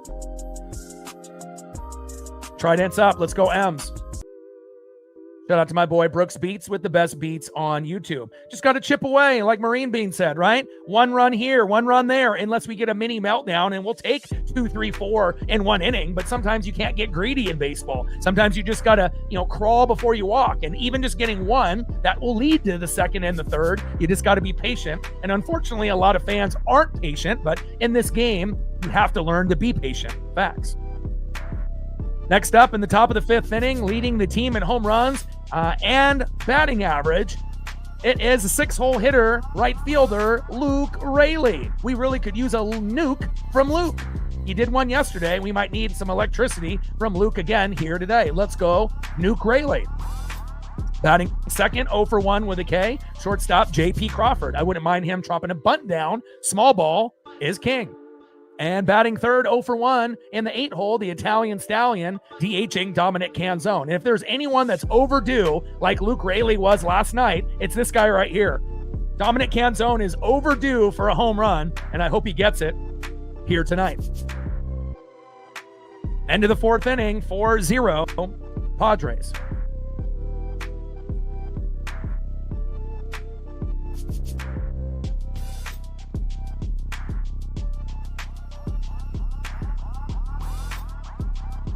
And even though we, haven't been to a World Series yet, I mean, think about the players that we've had. Other fan bases would be drooling if they had Ken Griffey Jr., right? Ichiro Suzuki, Randy Johnson, Edgar Martinez. I mean, those are 4 of the best players that have ever put on fucking baseball cleats. You got the best leadoff hitter, one of the best DHs, one of the best home run hitters that didn't cheat and do steroids or PEDs in Griffey, and the most intimidating tall lefty in Randy Johnson. You had Koufax and Steve Carlton that dominated as a lefty, but nobody was almost 7 foot tall, staring down hitters and getting them out. So, I mean, just for those 4 guys alone, yeah, World Series is great and we're going to get there, but again, I really appreciate the talent that we've had over the years.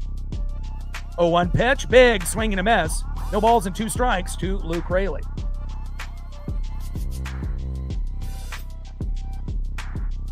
Got to be able to get at least a run. Top of the 5th inning, 4-0 Padres. We got to prevent the sweep. 0-2 pitch, and he fouls that one off. Come on, Luke. And Luke's timing was really off last season. He had some minor injuries that kind of held him back, but, it was always pop-ups and ground outs. He just never had the timing down, but he definitely has locked in 2026, and we're very thankful. 0-2 pitch, low and at the knees. Change up 89 miles an hour there by Walker Buehler. 1 ball and 2 strikes to Luke Raley. As crazy as it sounds, Uni, I think they can come back. All we need is a mini meltdown by Buehler and a mini meltdown by one guy in the pen. 1-2 pitch, big swing and a miss, and down goes Luke Raley, and that is 1 away. Still love you, Luke.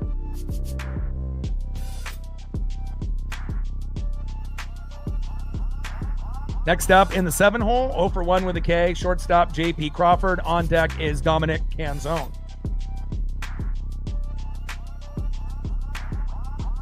Just got to get that first run somewhere.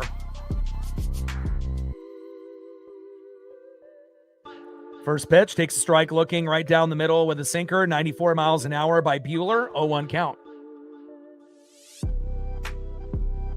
Walker Buehler on the mound, J.P. Crawford in the box.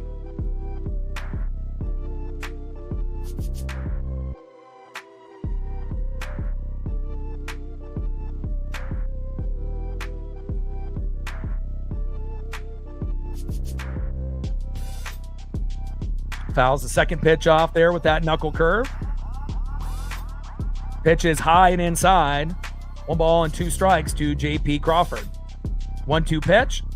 Low and away. Knuckle curve, 78 miles an hour off speed by Buehler. 2 balls and 2 strikes to J.P. Crawford. Let's see if J.P. Can end up getting walked here or find a way to get a single.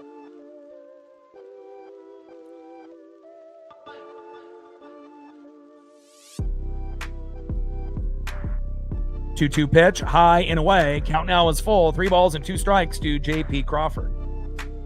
Well, it really was more about the gambling. There was no really, record of the steroids with Rose.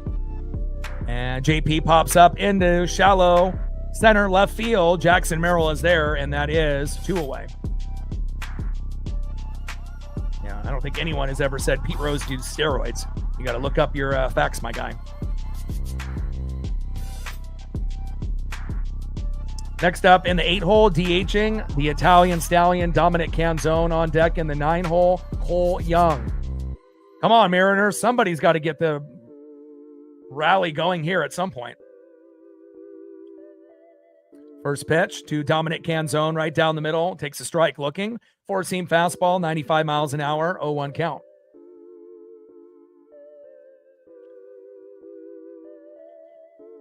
Oh, 1 pitch, hard hit ball towards first base with a laser and foul.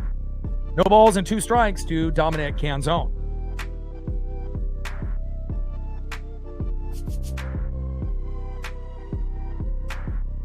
Come on, Dom. 0-2 pitch. Big swing and a miss. Timing has been off for Dominic Canzone, and that is out number 3. I can't wait for Victor Robles to come back in the lineup. I wouldn't mind Robles getting a few chances to be DH for our team as well. Especially if Canzone is, kind of up and down, getting Victor Robles some opportunities at DH. I think that would be something that could help us. All right, let's go to the bottom of the 5th inning and see who's up next here for the Padres.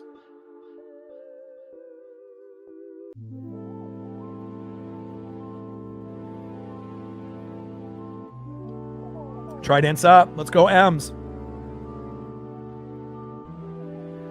Next up, 1 for 2 in the 4 hole, third baseman, future Hall of Famer Manny Machado. Batting second, 0 for 2 with a K, shortstop Xander Bogaerts. And batting third, 1 for 1 with a run and a base on ball, 6-hole hitter, first baseman Gavin Sheets. And on the mound for the Mariners still, Luis Castillo.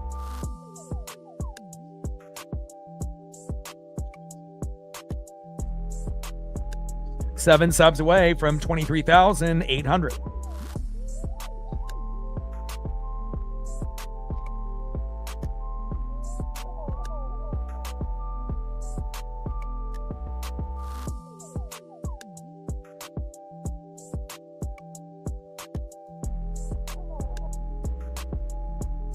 All right, we're at 83 likes, 17 to 100.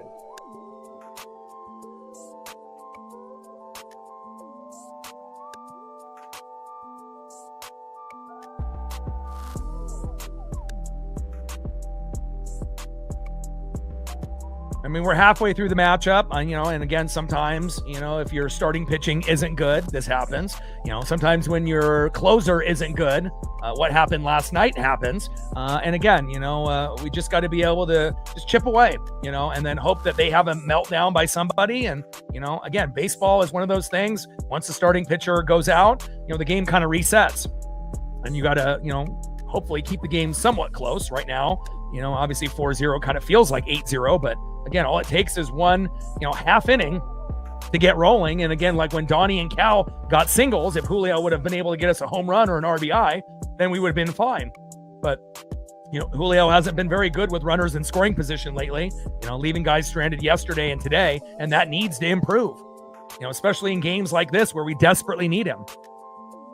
First pitch from Castillo to Machado, high and away. Four-seam fastball, 93 miles an hour, 1-0 count. I mean, think about how many games, where Cal, Julio, and Naylor didn't do their job, and obviously all three of those guys have, not been very good. Let's be real, right? Randy and Rayleigh have been pretty good. Cole Young was good early in the year, and he's kind of gone on a downward slope, and he's been struggling as of late, but, his defense has been great, and, we just have to get some more consistency. 2-0 pitch. Low and away, slider 84 miles an hour there by Castillo. 3 balls and no strikes with nobody on and no outs. Bottom of the 5th, 4-0 Padres. 3-0 pitch, takes a strike looking right down the middle. Four-seam fastball, 93 miles an hour there by Luis Castillo, who is terrible in the second inning, giving up 4 runs, but hasn't given up anything since. Now we just need the bats to come alive for Seattle. 3-1 pitch, takes a strike looking high and away. Nice sinker there by Castillo. 93 miles an hour. Count now is full. 3 balls and 2 strikes to Manny Machado. 3-2 pitch, popped up into right field, fading out of play. Count still full. 3 balls and 2 strikes to Manny Machado.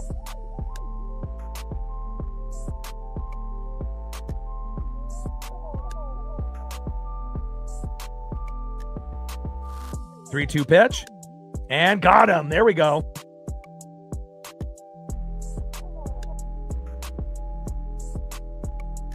Nice job there by Luis Castillo. 3 Ks so far. Bueller's got 7. And let's see, I said 3 to 6 is kind of what I figured what Castillo is going to end up getting today, and that's right on the dot. Next up, for Luis Castillo, Xander Bogaerts. First pitch, takes a strike looking low and at the knees. Should have been a ball, but called strike. Sinker 95 miles an hour there by Castillo, 0-1 count. 0-1 pitch. Takes another strike right down the middle. Slider, 86 miles an hour there by Castillo. No balls and 2 strikes to Xander Bogaerts. And if he would have challenged the first pitch, not the second one, but they call second one ball, but on the pitch graph, it was a strike. So, but that one gets overturned. 1 ball and 1 strike instead of no balls and 2 strikes. And now we got a couple guys warming up in the pen, or at least one guy. It's Cole Wilcox. So again, you bring in a AAA pitcher. I mean, that's just as bad as Castillo. Throw to first from J.P. Crawford to Naylor, and that is 2 away. And that's the problem, when Carlos Vargas is injured and you got Cole Wilcox and Casey Legomina on top of other guys that aren't really the most trustworthy. Bogaerts grounds out. That is 2 away. Next up is Gavin Sheets.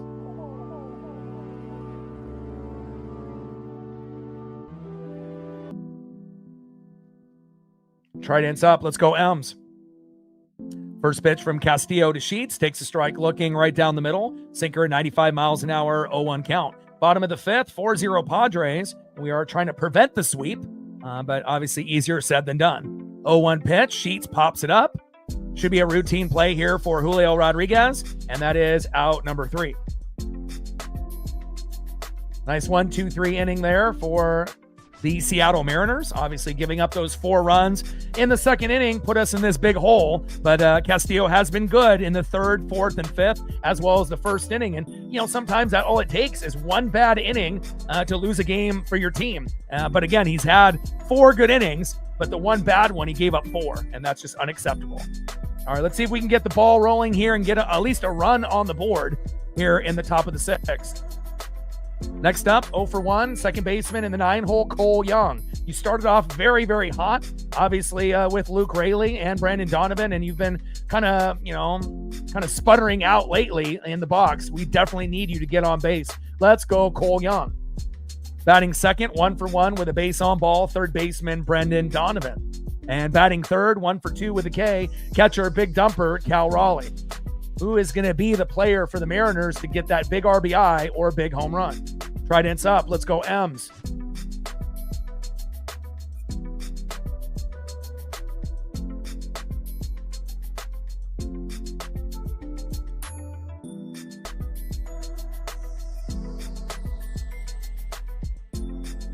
End of the fifth inning, 4-0 Padres.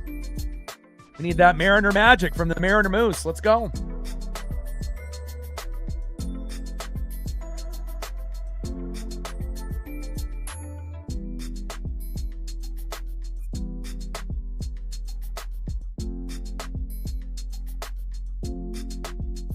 $23,793 subs, 7 more to get to 23,800. 375 plus subs since the beginning of the MLB season. Let's go.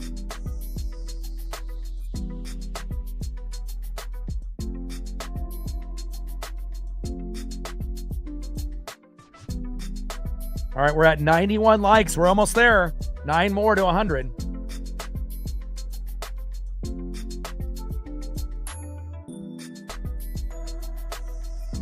We're almost there, baby. Trident's up. Let's go, M's. And again, we're going to acknowledge, certain things that are going wrong, but, 99.999% of the time, we're going to be optimistic. We're going to be positive because you have to be. If you're a fan of a team in Oregon and Washington, it's not always going to be, going the way that you want. It's going to be a lot of pain, a lot of sadness, a lot of misery. But also, once you have the sadness and the misery, you're going to have joy. We just got to be able to keep the faith. First pitch takes a strike looking right down the middle by Walker Buehler, 0-1 count. 0-1 pitch, high and away, cutter 89 miles an hour by Buehler, 1 ball and 1 strike to Cole Young. 1-1 pitch, high and away, knuckle curve getting the strike call right on the corner, 76 miles an hour by Buehler, 1 ball and 2 strikes to Cole Young. And, his last kind of run with the Dodgers, he was not very good. Went to the Red Sox and wasn't very good. And a 1-2 pitch, hard hit ball. There we go. And a nice hit there to Fernando Tatis Jr. off the one hopper. Nice job by Cole Young. My boy. Way to bring the electricity. And again, Cole Young with a hit. My boy. Nice job, Cole.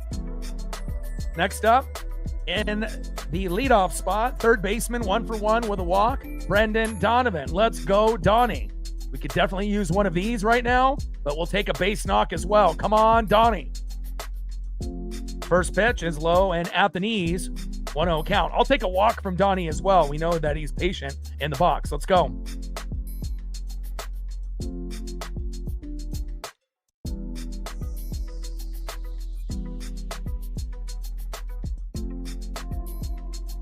One-0 pitch. There we go. Donnie, base knock up the middle. Here we go. Go, Cole, go. And Cole makes his way to third base. Here we go.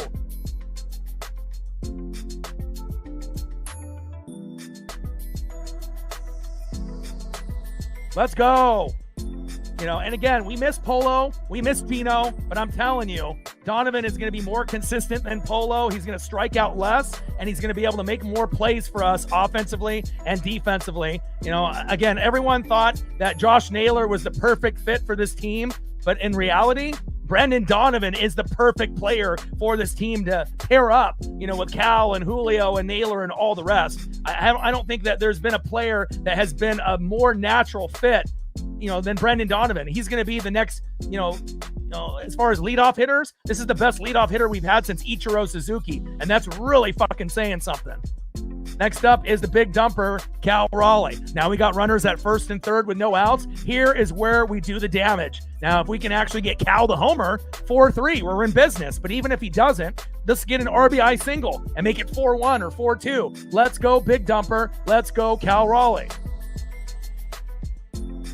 Let's go.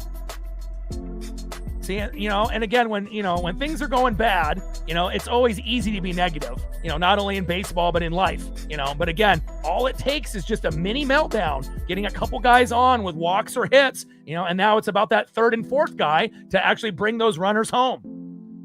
First pitch, big swing and a miss by the big dumper, Cal Raleigh. Cutter 91 miles an hour there by Walker Buehler, who's been good today for them. Kind of having a resurgence in his career here in San Diego. I mean, there's a reason why the Dodgers let him go and the Red Sox let him go. 0-1 pitch. And fouls that one off. Knuckle curve, 78 miles an hour. No balls and 2 strikes to the big dumper, Cal Raleigh. And we got to try to prevent 0-2 counts for Raleigh, Rodriguez, and Naylor. Because a lot of times when those guys get in 0-2 counts, they strike out. Come on, baby. Give me something to cheer for. 0-2 pitch, hard hit ball. Yes, into right field. Go, go, go. Cole Young will score. Run, run. Boom. That's what I'm talking about. 4-1 Padres. Now we got runners at first and third with no outs. Let's go.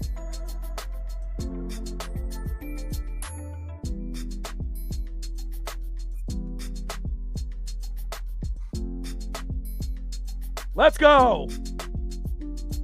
That's what I'm talking about. When's the last time that we've been able to get 3 guys to hit in a row? And again, people think that, oh, it's easy. No, it's not. Again, a lot of times you can get the first guy on. And if you're really, really lucky, you get 2 guys in a row. But again, a lot of times you're not getting a home run out of those 2 guys. Sometimes it's just single and a single, and then the rest of the guys in the order shit the bed, and then you leave guys stranded, and you get frustrated, and it happens over and over and over. But luckily, we were able to get 3 guys in a row to get a base knock, and again, home runs are great, but you need to be able to play small ball, bunt, stealing bags, and you need to be able to get single, single, single, or single, single, double to be able to bring some runs home, and just like that. And I said that, I thought that Buehler could potentially have a mini meltdown before he exited, and he did. And just like that, in the top of the 6th inning, even though, maybe some Mariner fans lost hope and turned the game off, not us. All right. And now it's 4-1. We got runners at first and third with no outs. So as long as we don't completely fuck this up, we should have a minimum of 2 runs this inning, but we could have as many as 4 or 5 if things start rolling here. Let's go. That's what makes baseball exciting, because again, it's so easy to get negative, based on bad managing, bad closer, shitty hitting. We've had all of these things going against us, but again, it just takes a little bit of that blind faith to know that we have a talented team. We're not one of these bottom feeder teams. Yeah, we're underachieving, but if you actually look at our roster player for player, we're as good as almost anybody in the league. It's just that we are underachieving, and eventually when those guys get going, I'm not saying that we're ever going to be the Dodgers, but again, we don't spend the money like them. But if we did, our roster is definitely very, very good. And Walker Buehler getting 8 up here, and I love that. He was very good, obviously, up to that point. 5+ innings, 5 hits, 1 run, 7 Ks, only 1 walk with 88 pitches. First pitch strikes 12 for 20, and just had a mini meltdown here in the 6th inning, and that's exactly what we needed. He was very clean until then. All right, Rodriguez comes into the game, and hopefully he has a meltdown against Julio. First pitch, big swing and a miss by Julio, and Julio has not been good with runners in scoring position lately. All right. Bradley Rodriguez versus Julio Rodriguez. Come on, Julio. Here we go. Julio, 4 hits in a row. Bring that runner home. Brandon Donovan scores, and Julio finally ends up cashing in with runners in scoring position. That's what I'm talking about. 4-2 Padres. Here we go.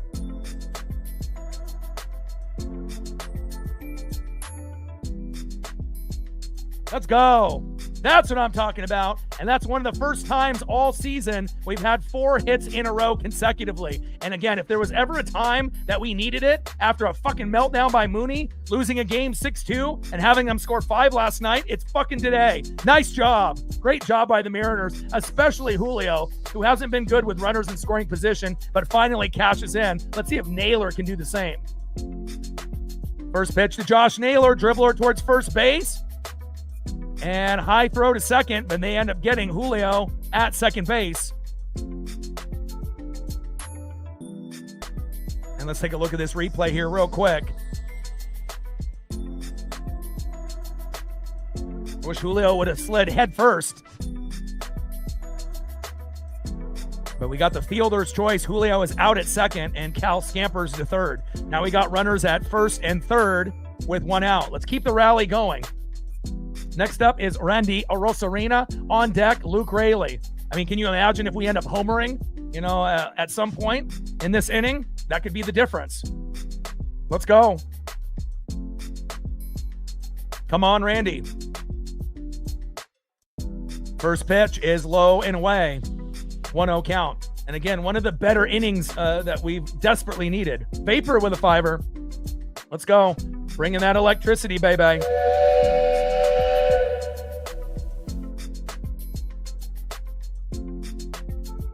One 1-0 pitch, low and at the knees. Here we go.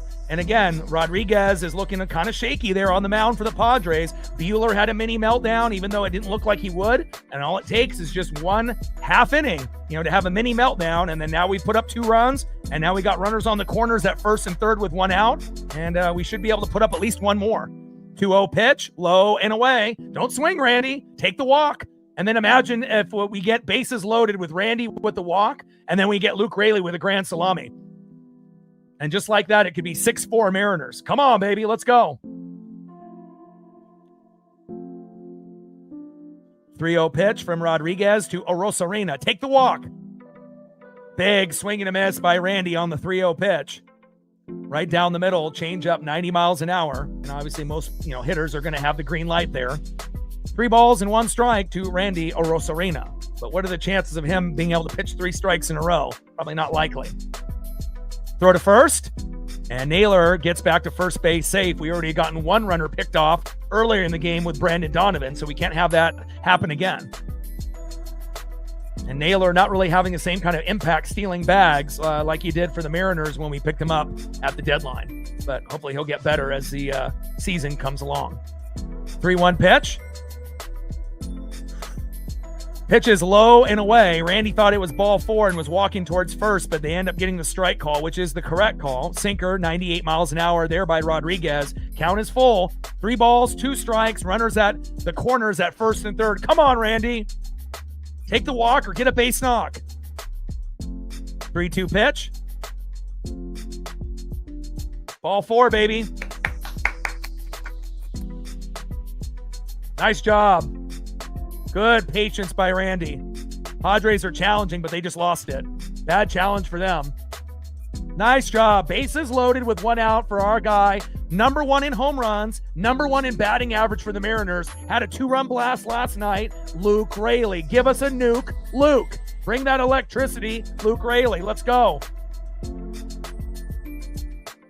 Line out and a strikeout. 4 home runs, 12 ribbies, 328 average. Let's go, Luke. I mean, even an RBI single would be fantastic. Obviously we have 1 out and we have to maximize everything that we can get out of this inning because who knows, the rest of the way, we might not get too much, in the 7th, 8th, or the 9th. So again, if you can take advantage of a mini meltdown and then have it escalate into a full meltdown like Munoz last night, we can get a little bit of payback on this team and prevent the sweep. Let's go. Trident's up. Let's go, M's. And now we're going to have a mound visit. And that's why baseball is so exciting, because again, for the first 5 innings, it looked like this game was going to end up being 4-0, maybe get all the way up to 8-0 if Castillo was terrible. But then he finally settled in after that 2nd inning and has pitched, pretty good in the 3rd, 4th, and 5th, had some defense of help behind him. And then when the Mariner bats finally got going, Walker Buehler had a mini meltdown. Then they bring in Rodriguez. He has a mini meltdown. And now we have an opportunity with bases loaded and 1 out to get at least 1 or 2 more runs. Obviously best case scenario, get the rye bread and mustard and we get the grand salami out of Luke Raley and he hits a nuke and then we go up 6-4. But, even on the flip side, if things don't go our way, we should still be able to squeak out, you would think, at least 1 more run at the very minimum. But hopefully we can tie the game up or take the lead. Top of the 6th inning, bases loaded for our guy, Luke Raley. And they're going to make a pitching change.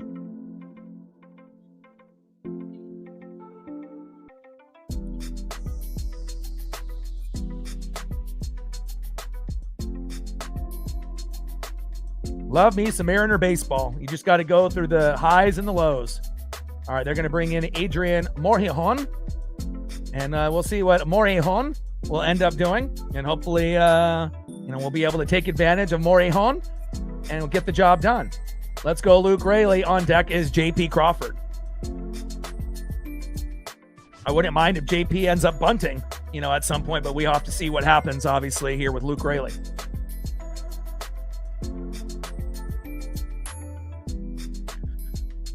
Yeah, they're putting it into lefty.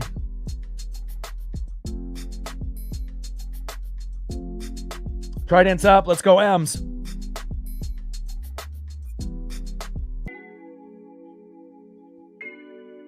Top of the sixth inning, bases loaded with 1 out, 4-2 Padres, but Mariners are rolling. Gained a couple subs since the last commercial break. 6 subs to go to 23,800. Let's go.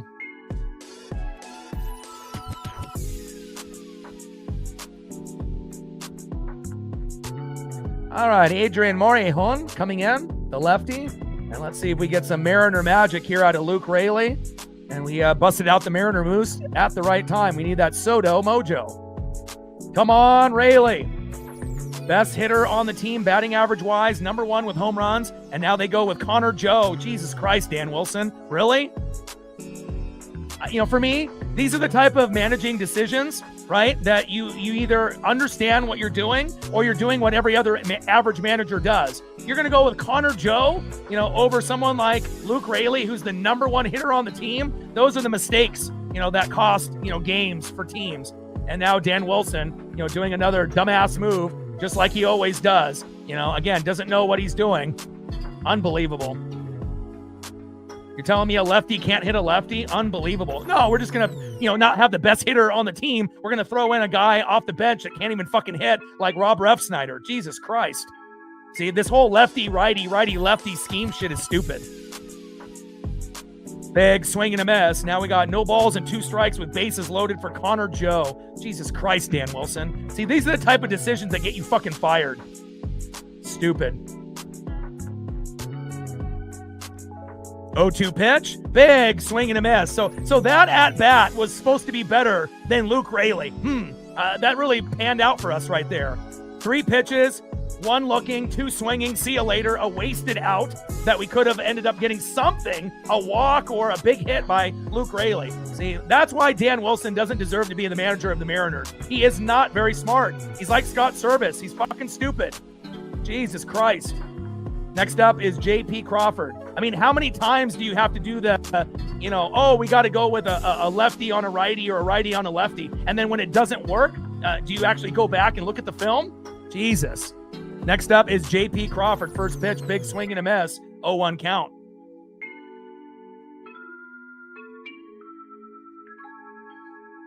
Oh, 1 pitch.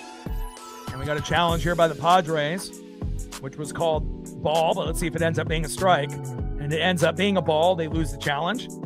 But again, it's like you have to recognize who your best hitter is, who's got the most home runs, and you're going to bring in Connor Joe for that player. See, those are the little details that they need to have like a stat, guru in the dugout, telling him no. And JP Crawford with a little blooper, throw to first, and a wasted inning for the Mariners where we could have ended up getting to 4-3 or 4-4. But no, you bring in Connor Joe, and then you ruin the whole fucking inning.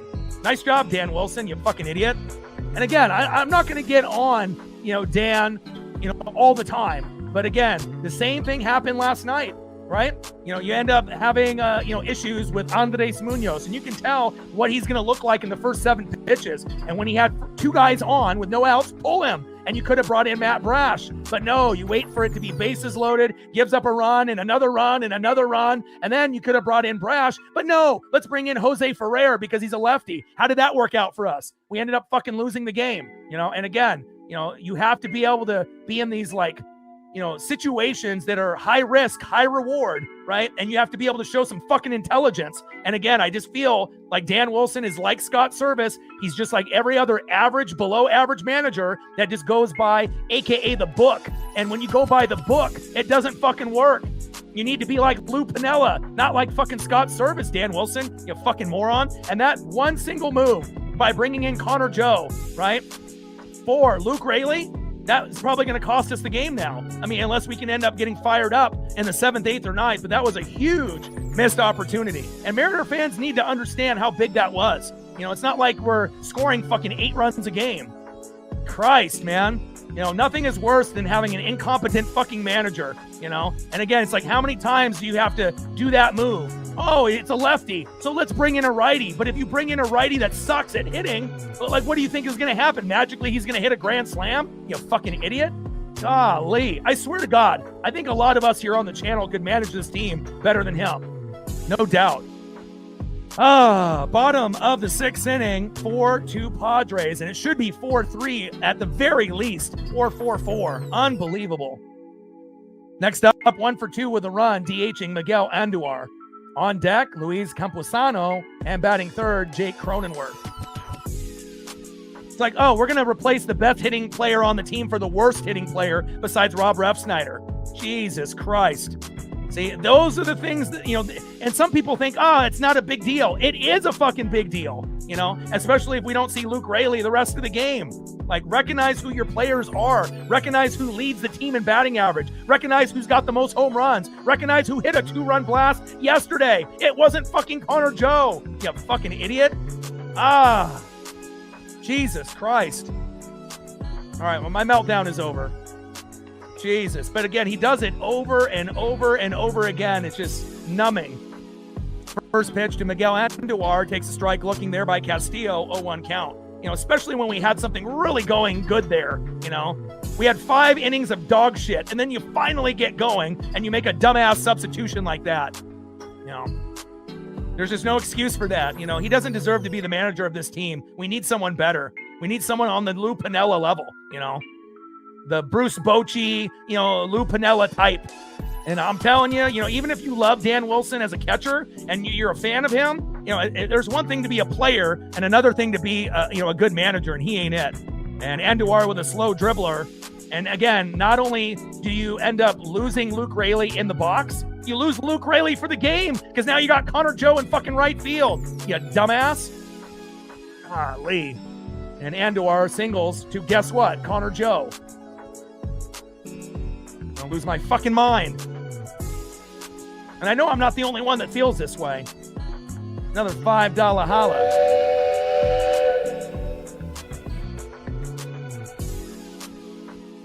And again, I don't go on rants often unless they're needed.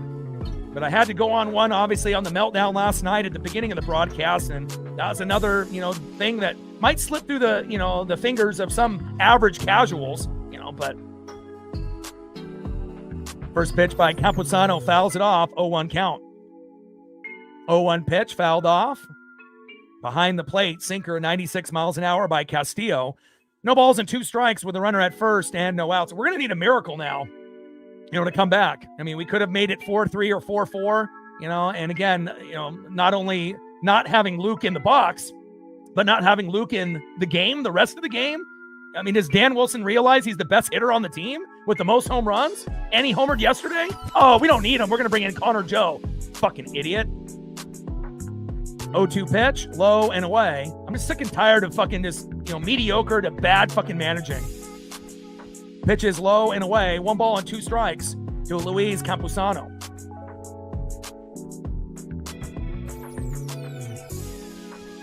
I swear, I think not only myself, I think there's quite a few people in the room that could manage better than Dan Wilson. I mean, and again, none of us could play like the players, but as far as managing, I think there's quite a few that could do a much better job. Pitch is outside. 2 balls and 2 strikes. Throw to first and safe. 2 balls, 2 strikes with a runner at first and no outs. Bottom of the 6th inning, 4-2 Padres.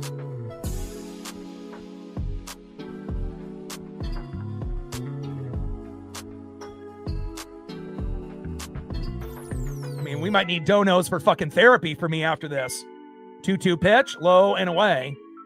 I mean, it's already bad enough when we got a player like Castillo that I don't trust. We got a shitty fucking closer in Mooney, you know, that can't get the grip, you know, and it's been terrible this year, you know, and obviously, you know, blowing a 6-2 lead last night, you know, and then we couldn't hit for the first part of the year, but we're getting better there, you you know? And now we got Dan Wilson managing like he's a fucking, T-ball fucking manager, for third graders. Jesus Christ. Fire his ass. Count is full. 3 balls and 2 strikes to Luis Campusano. 3-2 pitch. Popped up behind the plate. Count still is full. 3 balls and 2 strikes from Castillo to Campusano. And again, if the Mariners want to make the World Series, you're not going to be able to get there with, Dan Wilson managing that way. And again, he's been doing the same shit as Scott Service. And I know some people thought, well, he's an upgrade. He's a former player. He'll do better, But is he doing better because of the players, or is he doing it because of the managing skills he has? And obviously, he doesn't have managing skills. 3-2 pitch, fouled off behind the plate. Count is full. 3 balls and 2 strikes with a runner at first and no outs.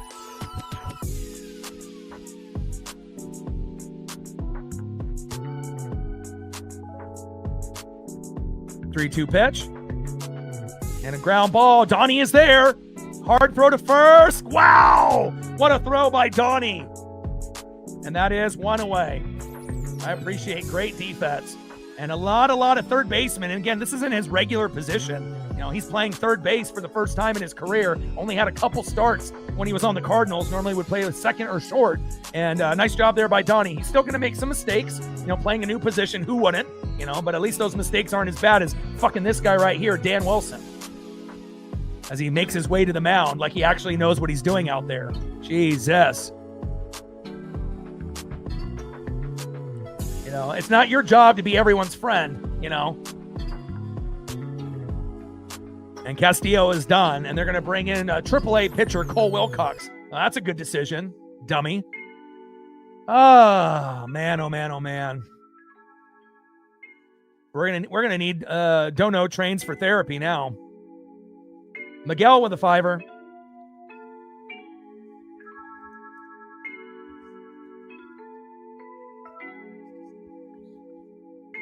Miguel is contributing to the therapy fund. Shout out to Miguel, $5 holla.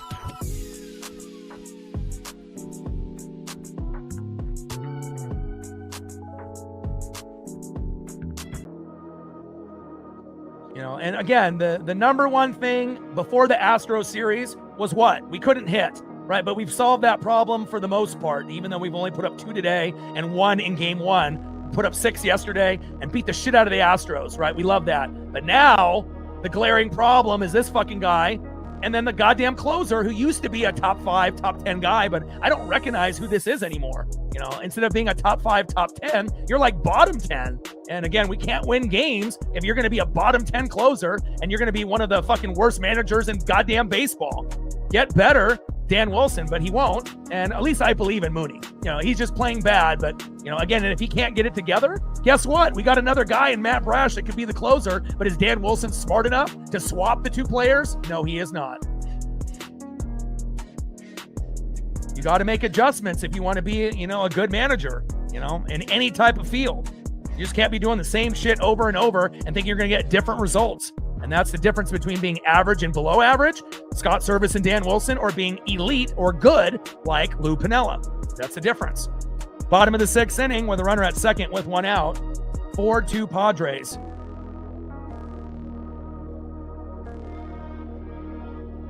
I mean, you got Seitzer and you got Edgar, and we got a few guys. And again, I really do think the WBC, ruined the flow and the momentum. A lot of guys that played in the WBC didn't get enough reps with their team, and that was a distraction, instead of having the regular reps and whatnot. And a lot of guys have struggled, pitchers and hitters, as we have Cole Wilcox, a AAA pitcher that ended up filling in for Carlos Vargas because of his injury, and a guy that isn't very trustworthy, but let's see if he can get the job done. He's like Casey Lagomina. You just got to hold your breath. 0-1 pitch, fouled it off behind the plate. No balls and 2 strikes to Jake Cronenworth.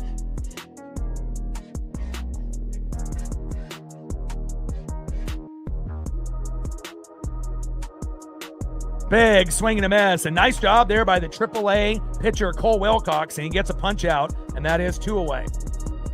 Here we go. Mariner Moose loves that. Down goes the Crone zone, Jake Cronenworth. Next up, leadoff hitter, left fielder Ramon Laureano. And I'm still pissed off about the Connor Joe substitution. And not only do we have no Luke Raley for the rest of the game in the box, we don't have him defensively in right field. I mean, if you look up moron in the dictionary, I guess Dan Wilson's photo is at the very top because, there's just no excuse for that. First pitch from Wilcox to Laureano, takes a strike looking low and in the zone, 0-1 count. 0-1 pitch, big swing and a miss by Laureano. Nice pitch there by Wilcox. No balls and 2 strikes to Ramon Laureano. And again, Cole Wilcox and Casey Legumina and a few of the guys, Cooper Criswell, sometimes they'll do good, but most of the time they won't. And so far, so good here with Cole Wilcox. Especially we need to keep this game within 2 runs to give us a shot.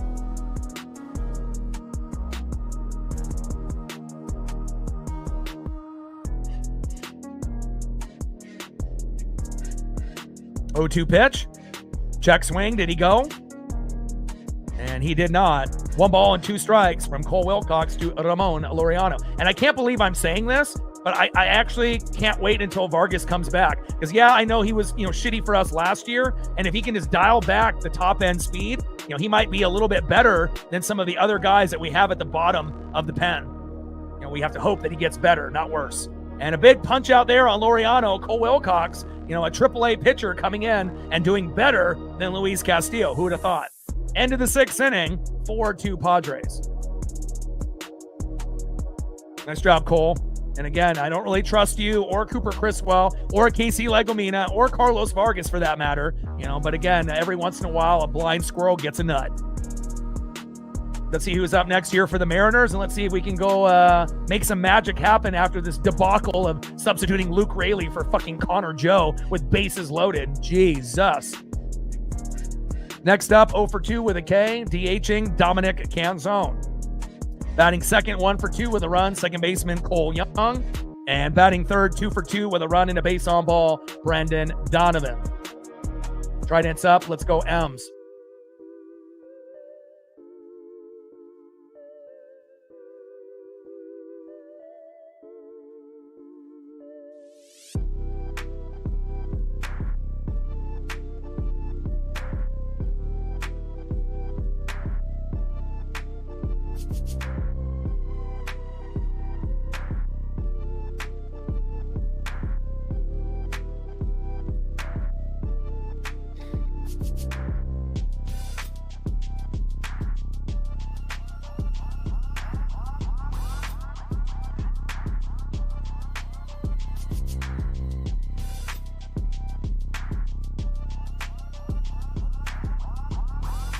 All right, we gained 3 more subs since the last commercial break.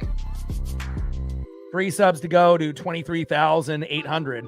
And all the donos from now into the end of the game will go towards therapy because I'm going to fucking need it after Dan Wilson being so stupid lately.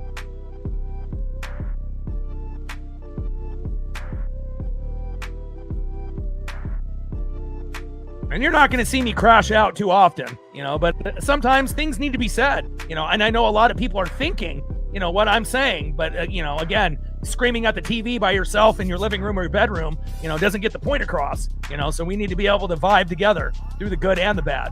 And now we got Mitch Garver coming in for Dominic Canzone. And I kind of hope that Victor Robles comes back to the team. We could really use his energy and juice, in the box and in obviously right field or DHing as well. All right, come on, Mitch. Mitch isn't the most reliable hitter. Obviously struggled quite a bit with Jorge Polanco. Polo broke out last year. But let's see if Garver can end up giving us some Mariner magic here. First pitch, takes a strike looking high and away. 0-1 count. And again, Garver is one of those sneaky players that plays every 3 to 4 games. And once in a while, he'll get a big single, double, or home run. You just really don't know when it's going to happen. 0-1 pitch, big swing and a miss. Slider 88 miles an hour to Mitch Garver. No balls and 2 strikes for Morejon. Adrian Morejon to Mitch Garver. Come on, Garv. And again, Garv ended up winning the backup spot, even though he wasn't on the team. Cal Raleigh decided to kind of put in a good word for him, when he was looking for work. And obviously we had, Johnny Pareda and, Brian O'Keefe and A few others, that were kind of in the mix, but they decided to go with Garv as the backup. 0-2 pitch. Check swing. Did he go? And he did not. 1 ball and 2 strikes to Mitch Garver. And we thought maybe Andrew Kisner was going to end up getting the backup spot when they signed him in the offseason, but Garver ended up winning the job because of the rapport, with the pitchers and the players. 1-2 pitch, high and away. 2 balls and 2 strikes to Mitch Garver. Top of the 7th inning, 4-2 Padres. All we're trying to do is prevent the sweep. And again, if they would have just let Luke Raley, if Luke Raley would have struck out, fine. At least we have him in right field, but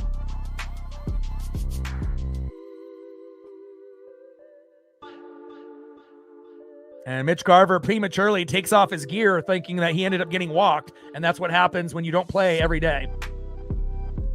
Count is 3 balls and 2 strikes to Mitch Garver, and they will be giving him some shit in the dugout for that. Got to know what your pitch count is.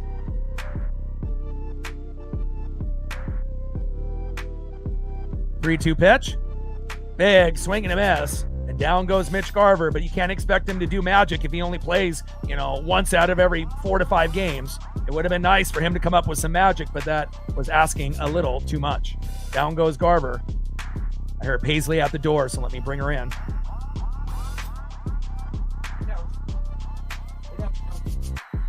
Girl. Next up for Adrian Morejon is Cole Young. First pitch from Morejon to Young, slider low and away, 87 miles an hour, 1-0 count. Lay down. Lay down.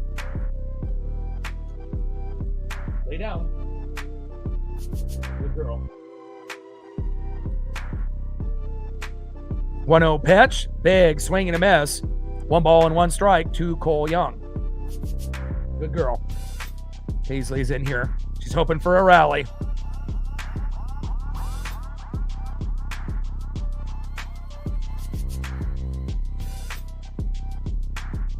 1-1 pitch. And Young with a broken bat. Little dribbler towards first. Look at his hustle. And they say out. Could we challenge? That looked close. Great defensive effort there by the Crone zone, Jake Cronenworth, but hell of a hustling attempt there by Cole Young running down that first base line.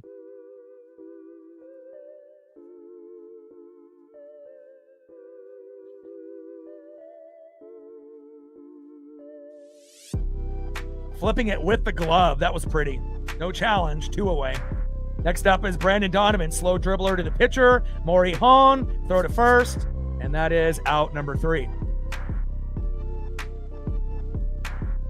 And again, I think, the kind of misconception, it's like if you have better players that are lefties, and if a pitcher comes in as a lefty, do not substitute for a righty that can't hit. Do you think magically, that Mitch Garver and Connor Joe are going to win the game for the Mariners over guys like Dominic Canzone and Luke Raley? Wake the fuck up. I think that part of baseball, might have worked back in the 80s and 90s, but again, if you bring in a player, it has to be someone that actually can hit, not just going based on, it's a lefty pitcher, so if we bring in a righty, that gives us a better percentage. Well, if the guy can hit, but if the guy can't hit lefties or righties and he's a shitty player, what do you expect? All of a sudden, that's going to be your managing secret for the Mariners to win by replacing Luke Raley for Connor Joe with bases loaded and 1 out when he's the number 1 hitter on the team with the most home runs? Dummy. And then, let's bring in Mitch Garver for Dominic Canzone because he's a righty and that guy's a lefty, Morejon, and that's going to give us a better chance to win, you fucking dummy. See, these are the things that, need to change in baseball. That narrative that you have to go lefty on righty or righty on lefty. You fucking don't. And again, when you make that decision, how often does it work out? Almost never. Wake up. But again, baseball managers will continue managing the game like a preschooler. This isn't fucking T-ball. Let's go to the bottom of the 7th inning, 4-2 Padres. Next up, 1 for 2 with 2 RBIs and a base on ball, right fielder Fernando Tatis Jr. Batting second in the 3-hole, center fielder Jackson Merrill. And batting third, future Hall of Famer in the 4-hole, third baseman Manny Machado. And again, that might have, that strategy, righty to lefty, lefty on righty, that might have worked, in the 80s and 90s. But again, bringing in two guys that haven't played in 4 or 5 games, and that's your magic secret to have the Mariners come back and win. And not only do you have to have them in the box and have them strike out and look like a fucking idiot, then you have to use those guys defensively. And guess what? Luke Raley and Dominic Canzone can't come back into the game. Explain to me how that's going to make the Mariners better to win the game late in the game when we need those guys. And that's Dan Wilson for you.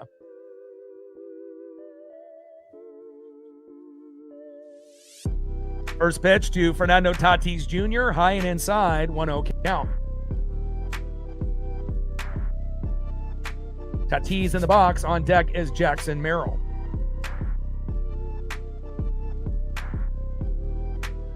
Uh, 1-0 pitch, high and inside. 2 balls and no strikes from Cole Wilcox, AAA pitcher filling in for Carlos Vargas, to Fernando Tatis Jr. 2-0 pitch. Called ball. Cal is challenging. Let's see if we get this call on the line. It's going to be close. And boom, we get it overturned. Good challenge on the ABS by Cal Raleigh for Cole Wilcox. Instead of a 3-0 count, we got 2 balls and 1 strike to Fernando Tatis Jr. 2-1 pitch. And he hits Tatis Jr. in the back. Jesus Christ, Wilcox, what are you doing? Are you trying to get in a fight? Golly, I hope Tatis is okay. And the position of that ball in the back almost looked intentional, and we know that Wilcox isn't a dirty pitcher. He's a AAA pitcher. Then that one kind of got away from him, but gets him right on the lower back. Good job, Cole. You're a AAA pitcher. Next up is Jackson Merrill. Try to inside. Let's go, M's.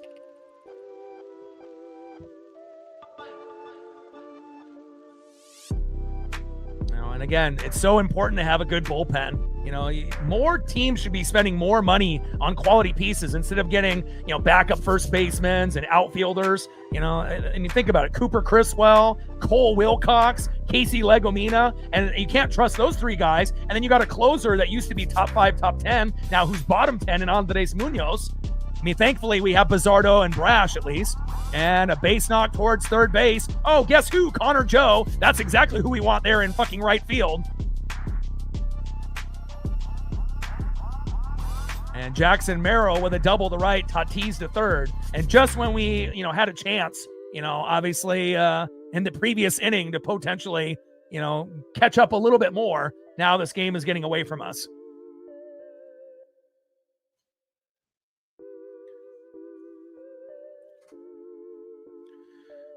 Oh. Next up is Manny Machado.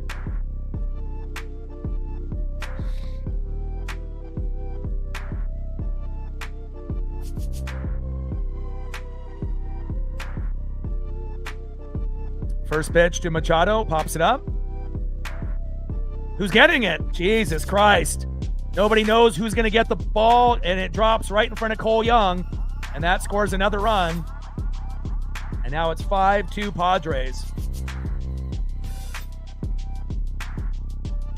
And normally Cole Young isn't going to make a mistake like that. But again, with everything that's already happened within the last inning or so, and again, I'm not sure if he was confused that, if like Julio was going to run in and take it from him right there. And that communication needs to be better, between the infield and the outfield. That should have been an easy out there for Cole Young. And, got to figure it out. Bottom of the 7th with runners on the corners at first and third with no outs. 5-2 Padres.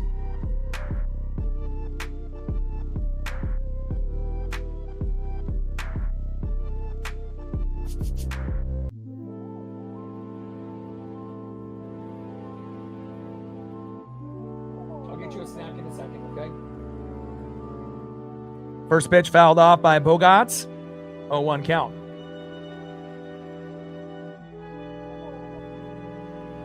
Yeah, but we're going to be coming back home, and we got to take care of business, at T-Mobile. So And we're going to be playing within the division, so we'll see how that goes. 0-1 pitch. High and inside. 1 ball and 1 strike to Xander Bogaerts. And it feels like that sweep against the Astros was like a fucking year ago. You know, when things go great, we get excited, right? 5-game losing streak, we won 4 in a row, and then now we lose 3 in a row. Like there's no like middle ground. Little dribbler, throw to second, double play, got him. First double play of the night.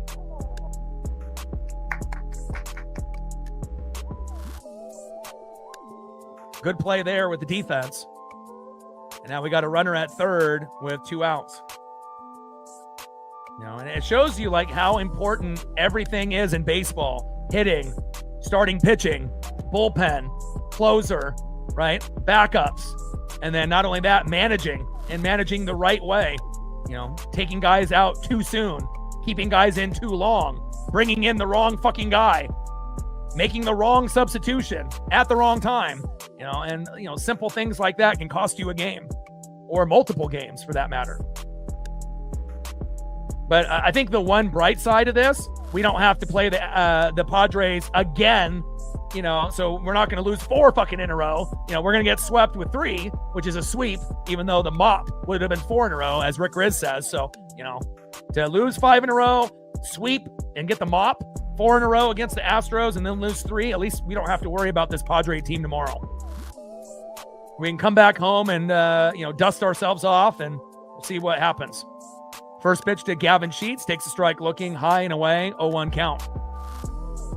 Yeah, and the whole American League West is not that great. So it's not like we're looking up, you know, at a team like the Padres or the Dodgers and thinking, oh, hell, you know, we're never going to catch up to them. So, you know, everyone is pretty close to each other. Everyone's underachieving in the AL West. So, you know, it feels like it still could be, you know, Mariners and Rangers battling it, you know, for that top spot. But again, we're a long ways away, you know, from the end of the season.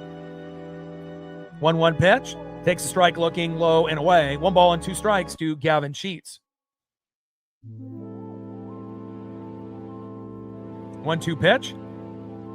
Hard hit ball into deep right field and foul.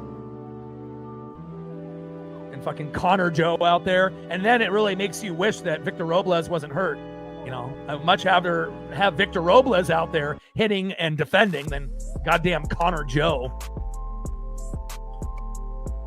I mean, we need a shot in the arm.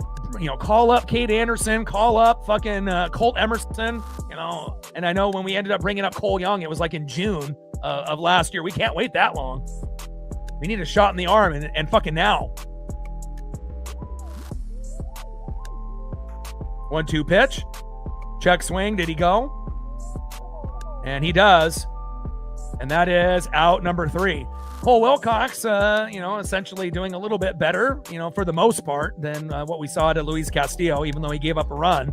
And now we're down 5-2. And again, now we have 2 innings. It's a 2-inning sprint to try to get 3 runs. So, you know, 1 or 2 in the 8th and 1 or 2 in the 9th. Let's see what we can do here. Yeah, I'm going on the 4th of July. That's kind of the routine. So I want to do, you know, about 160 out of 162 games on the channel. I ended up missing, you know, Easter because I couldn't come back in time visiting my dad. But I watched that game. And that was the first game that we missed. And the only other game that I'm going to miss will be the one game that I go to. I used to go, before I had Paisley, I used to go to about 3 games a year.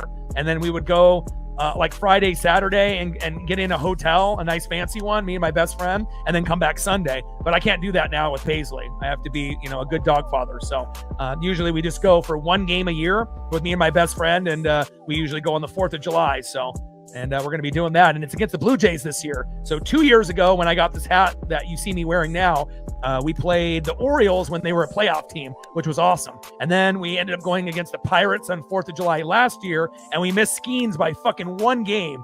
And I was really hoping we would get to see Skeens in person, but we missed that by a game. And then this year, it's the Blue Jays. So hopefully I'll be able to, you know, get a Cal or Julio foul ball. And, you know, depending on if I get one, I might end up just giving it to my best friend. So, you know, I've already gotten 3, you know, balls in like 9 games. My buddy's been to like 50, 60 games between the Dodgers and the Mariners, living in Oregon and in Los Angeles, and he's never gotten one. So I would really like to get a ball for my best friend if I can. So All right, let's go to the top of the 8th inning.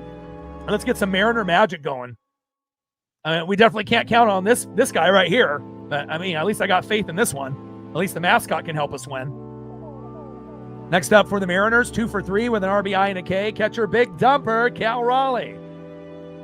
Batting second in the 3-hole center fielder, Julio Rodriguez. And batting third in the 4-hole first baseman, it's Nails, Josh Naylor. And they're bringing in Jason Adam. Morihone is done.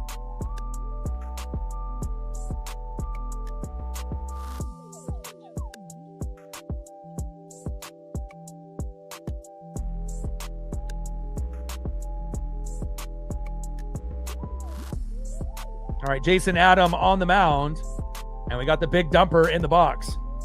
And obviously we need Cal, Julio, or Naylor to fucking homer at some point.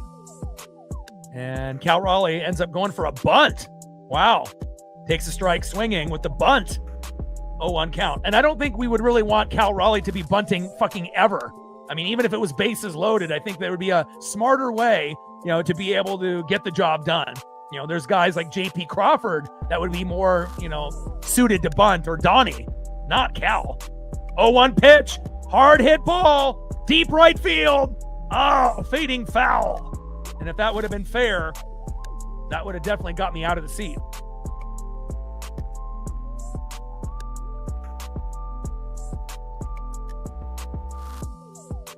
No balls and 2 strikes to the big dumper, Cal Raleigh. Yeah, plus I have a routine with my pup. We do about 5 miles a day, 7 days a week. So 0-2 pitch. And that is out of play. And I've been able to, lose about 90 pounds, a few years back and keep it off. And, I got Paisley down from 71 pounds to 57. And, obviously that is not an easy task to do in 1 year. 0-2 pitch, high and away. 1 ball and 2 strikes to the big dumper, Cal Raleigh. But, when you end up walking, 1,400, 1,500, 1,600 miles in a year, you definitely, feed off that repetition. 1-2 pitch. And Cal pops it up into shallow center field. Jackson Merrill is there. And that is 1 away. Down goes Cal Raleigh. Next up is Julio Rodriguez. Come on, Julio. Trident's up. We could really use a home run here with some magic late. Come on, J-Rod.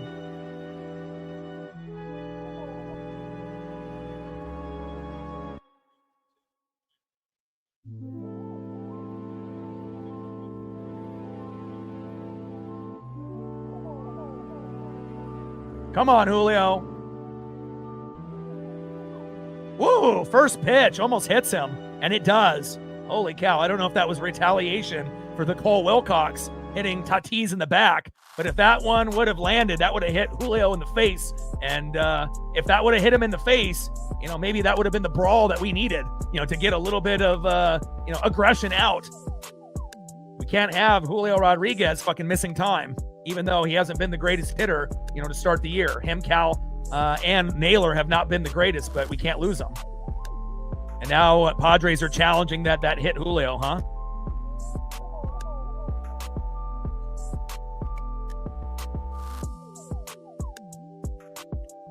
Let's look at the replay to see if it actually hit Julio. The ump said it did. And if it did hit him, it grazed the glove, the batting glove, barely, if it hit him at all.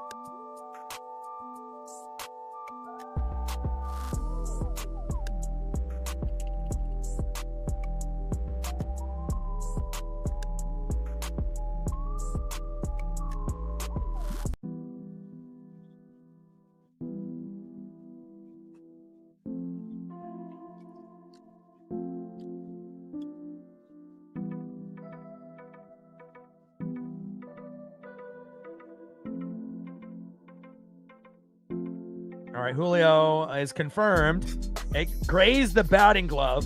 And I don't know if I would really, want that.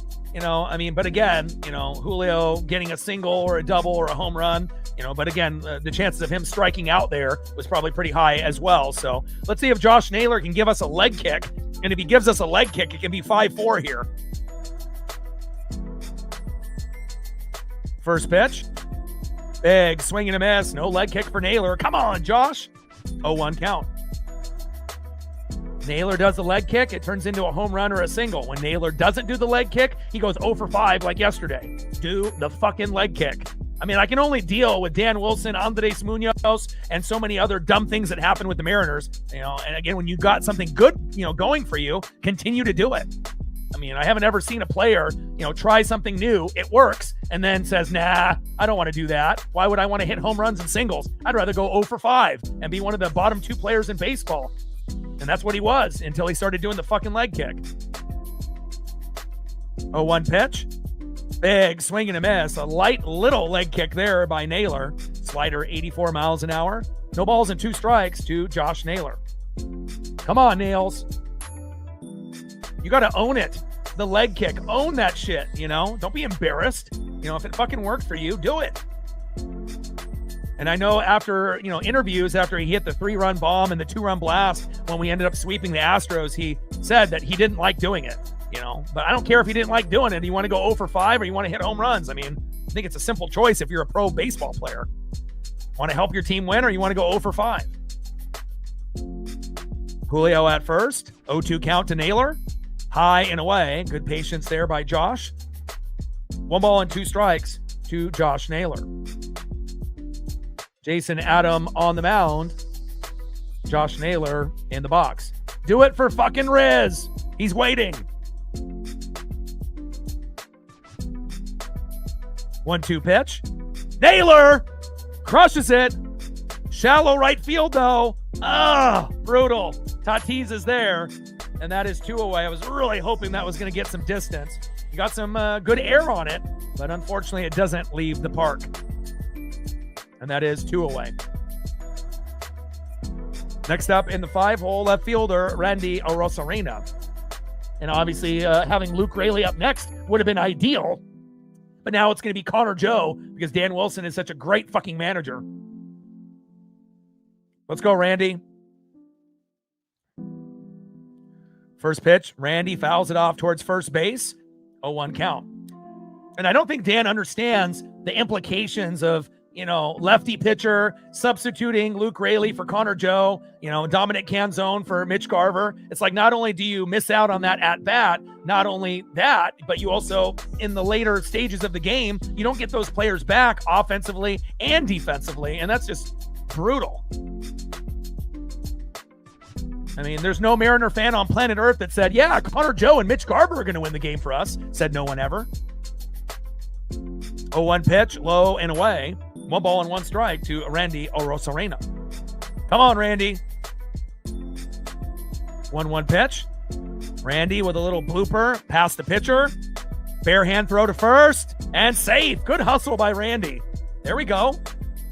And now we got runners at first and second with 2 outs. And again, this would have been the exact person that we would want in this situation. Runners at first and second with 2 outs, down by 3 runs. Oh, look, Luke Raley, the guy that's got the best batting average on the team and the most home runs. But instead we go with Connor Joe. Great decision, Dan Wilson, you idiot. Don't let that smile fool you. He is dumb. But, Connor Joe's going to win it for us here. Oh, boy. I mean, imagine if we had Luke Raley here.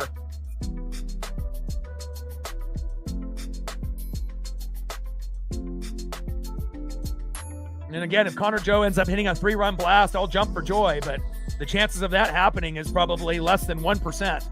Hell, even him getting a fucking hit is probably very, very low. First pitch is fouled off by Connor Joe. 0-1 count. Oh, but Connor Joe's the better opportunity guy, Dan Wilson says. The implications for going for a left-handed pitcher to a right-handed batter and substituting your best hitter on the team. Not smart, Dan. 0-1 pitch. High and inside. 1 ball and 1 strike to Connor Joe. I mean, Luke would be one of the probably 2 or 3 guys that could have potentially tied the game up for us here, or at least got us a run or 2 to get the game a little bit closer. And he hit a 2-run blast yesterday. And Joe, hard hit ball into left field. Oh, and it's caught. Of course it is. And Ramon Laureano hustling into left field. And if that would have dropped, we would have scored one, but it didn't. And Connor Joe is out number 3.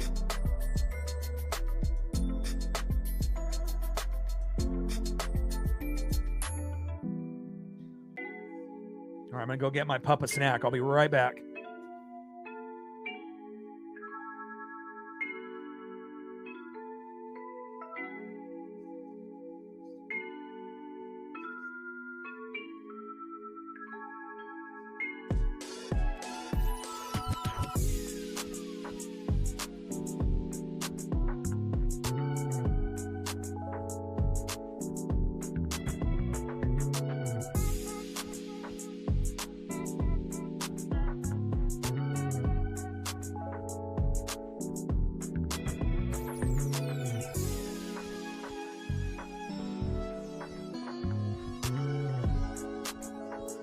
Let's go to the bottom of the 8th inning, 5-2 Padres. All right, we're 4 subs away from 23,800.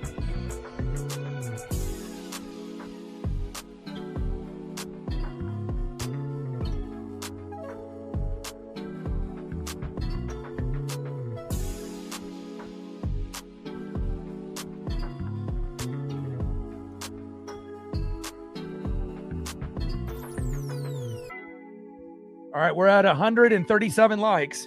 Can we get 13 more to get to 150? We got 195 in the room. If we can get 13 people out of 195, we'll get to 150. And then obviously every dono on the dono train will go to therapy for everyone in this room.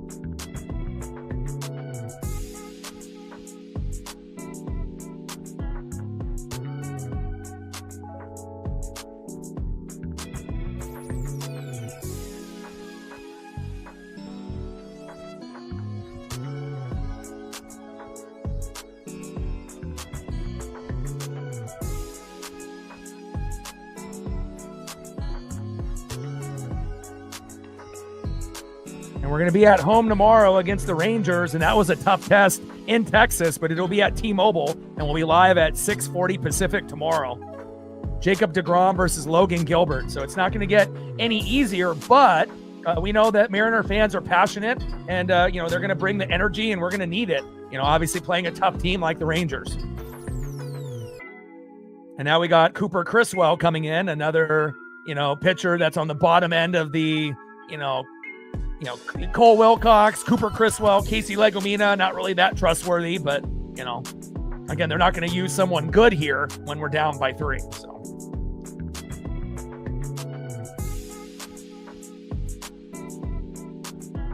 No, Dan Wilson doesn't even know what metrics or analytics are. 0. I mean, if the Mariners were smart, they would have a really, smart, intelligent Moneyball kind of guy with a laptop showing Dan, if he doesn't want to listen, look, this is the numbers. This is what needs to happen, instead of just blindly trying to be everyone's best friend in the fucking game, This isn't fucking T-ball or Little League. This is the big leagues. First pitch from Cooper Criswell, the former Red Sox, to Miguel Andujar in there for a strike, 0-1 count.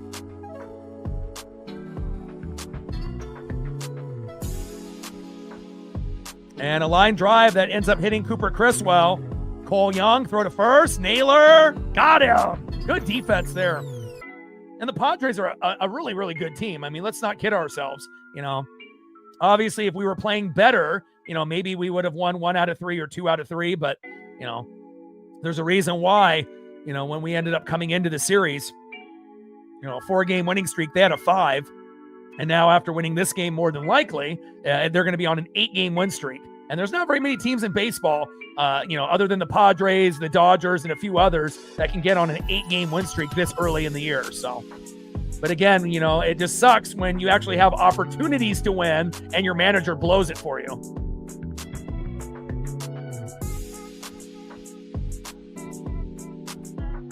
First pitch from Cooper Criswell to Campusano. Takes a strike looking with a sweeper, 78 miles an hour, 0-1 count.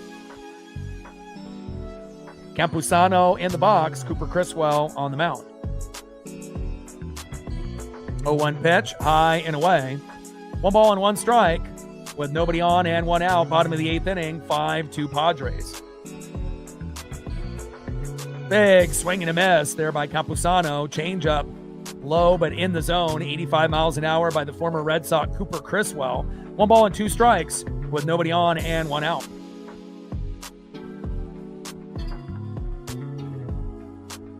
One-two pitch, high and away.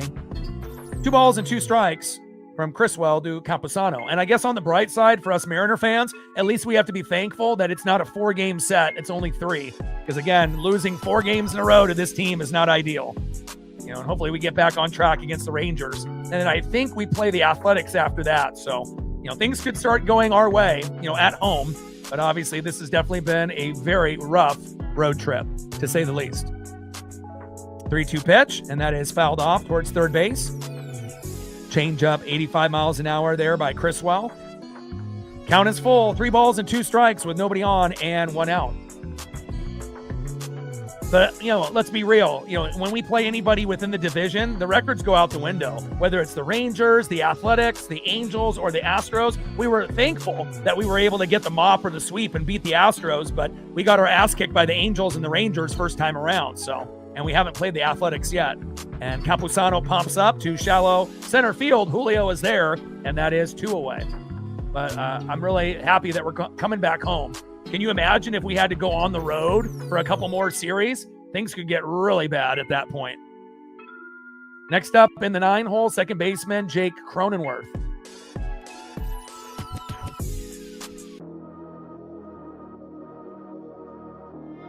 First pitch, high and inside. 0-1 count. But also, too, high expectations after we were one of the last 3 teams left with the Blue Jays and the Dodgers. So, obviously, World Series expectations, being a top 5 team in baseball. And remember, we went on a 20-year drought just a few years ago.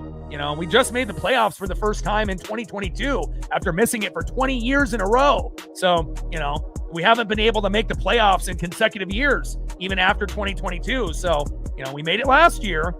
But again, we had a couple years in between where we didn't. So it's like, are we going to be able to have consecutive years in the playoffs? And, obviously starting off the year poorly in a number of categories, but I still have faith. 1-2 pitch, low and at the knees, 4-seam fastball, 91 miles an hour by Cooper Criswell. 2 balls and 2 strikes with nobody on and 2 outs. And again, it definitely shows you how mentally tough you have to be a fan of this team. A lot of the fair weather bandwagon fans aren't watching. Only the diehards are going to be able to go through tough times, And again, when things are going great, then you'll see all the bandwagon Mariner fans and the fair weather fans, hop on the train and whatnot. But, again, you got to go through the good and the bad and the ugly if you want to be a fan of a team in the Pacific Northwest. 2-2 pitch, a little dribbler towards third. Donovan, throw to first. And not in time, but a pretty damn good throw there by Donnie on the run. And Jake Cronenworth is safe. Nice base knock there by Jake Cronenworth, but hell of an effort, out there by our boy, Brandon Donovan.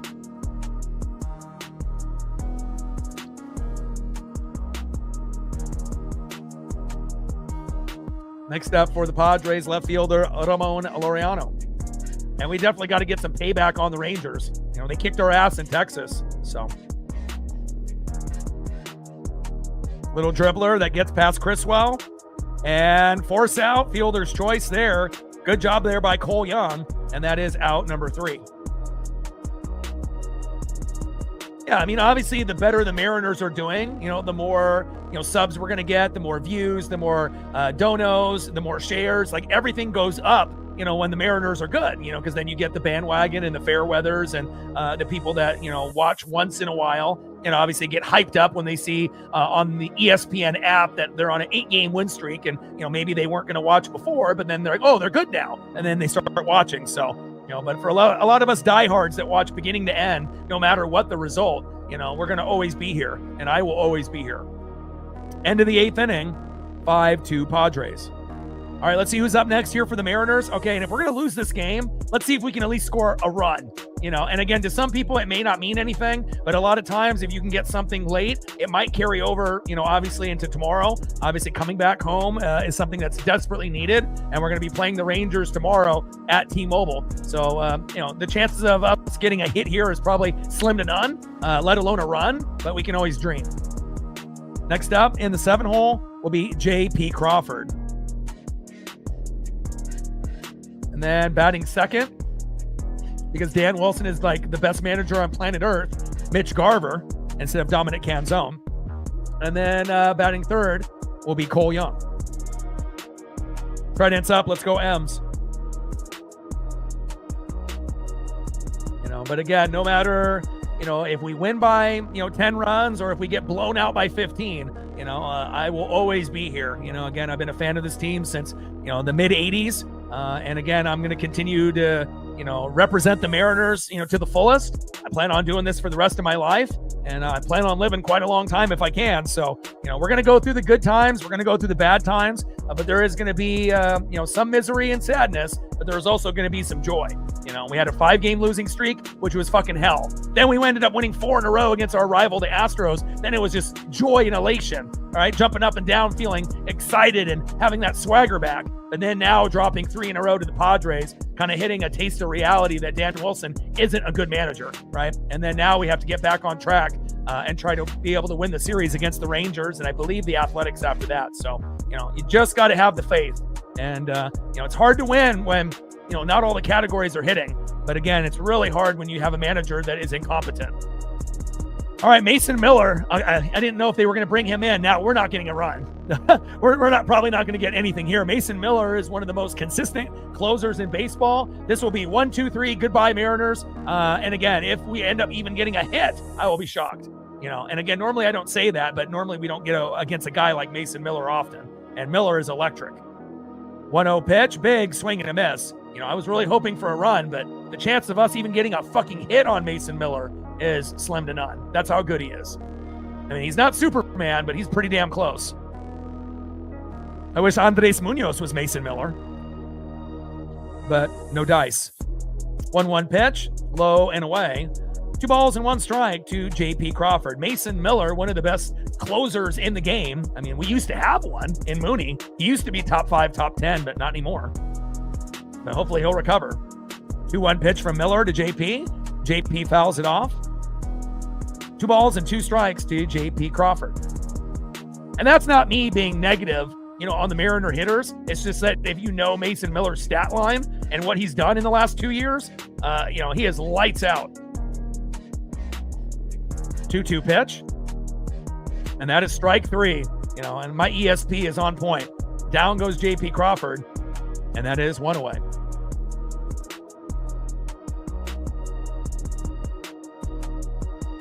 Mariners challenge, and we lose that challenge there. And then I assume this will be Mitch Garver, because that's who ended up coming in for Dominic Canzone, and we don't expect him to get a hit, but, maybe Cole Young. That might be our best chance of getting a single. But let's be real, Mason Miller is incredible. All right, it's Garver. First pitch from Miller to Garver. Takes a strike right down the middle. And not, Mason Miller, what makes him so dangerous, is not, just the top end speed of pitching, 97 to 102, is that when he goes off speed, you don't expect it. And that's like, such a big thing for a closer, right? Big swing and a miss on pitch number 2. Pitch 1, 87 miles an hour. You expect it to be 100, 102, right? So then you already get 1 strike. Then he blows by 102 mile an hour high heater. You're not touching that. 0-2 count. And then now what is pitch 3? Is it 87 or is it going to be 102? Nobody knows. That's what makes him so good. 0-2 pitch. And that's strike 3 looking. Bang, bang, bang. ESP on point. And again, when you do your research and players, Mason Miller is one of the best. And, again, he used to pitch just 100 to 102, but then he started adding in the repertoire, going kind of slower, with like a slider. And when that slider comes in, you never expect it because he had a reputation of pitching 100 to 102. And now he's taken his game from being here even a little bit higher. Last batter here for the Mariners, Cole Young. First pitch, fouls that one off, 0-1 count. Double E in the building, what's good?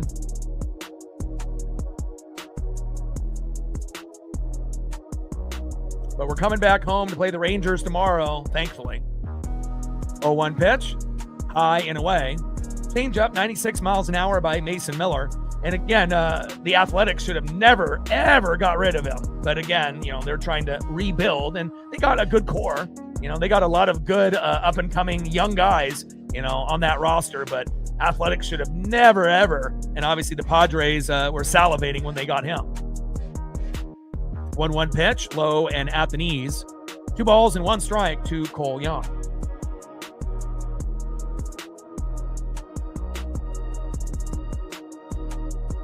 Yeah, we should have won 1 game in this series, but 2-1 pitch, big swing and a miss. Not very many players can hit a pitch that goes 101 or 102. And we know Mizorowski is very good on the Brewers as a starter that can pitch that, but Mason Miller, maybe the most intimidating closer in the game right now. 2-2 pitch, high and away. Count is full, 3 balls and 2 strikes to Cole Young.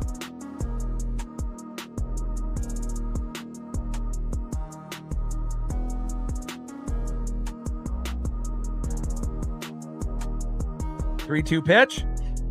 And that is strike 3 looking. Beautiful slider. Cole Young expecting that 102-mile-an-hour pitch. And what does Mason Miller do? Slider, 89 miles an hour. And then you just get frozen. And then Mariners lose that challenge as well. Game over. And what can you say? Mason Miller is fucking incredible. Honestly, based on how he pitches, I wish we had him over Mooney.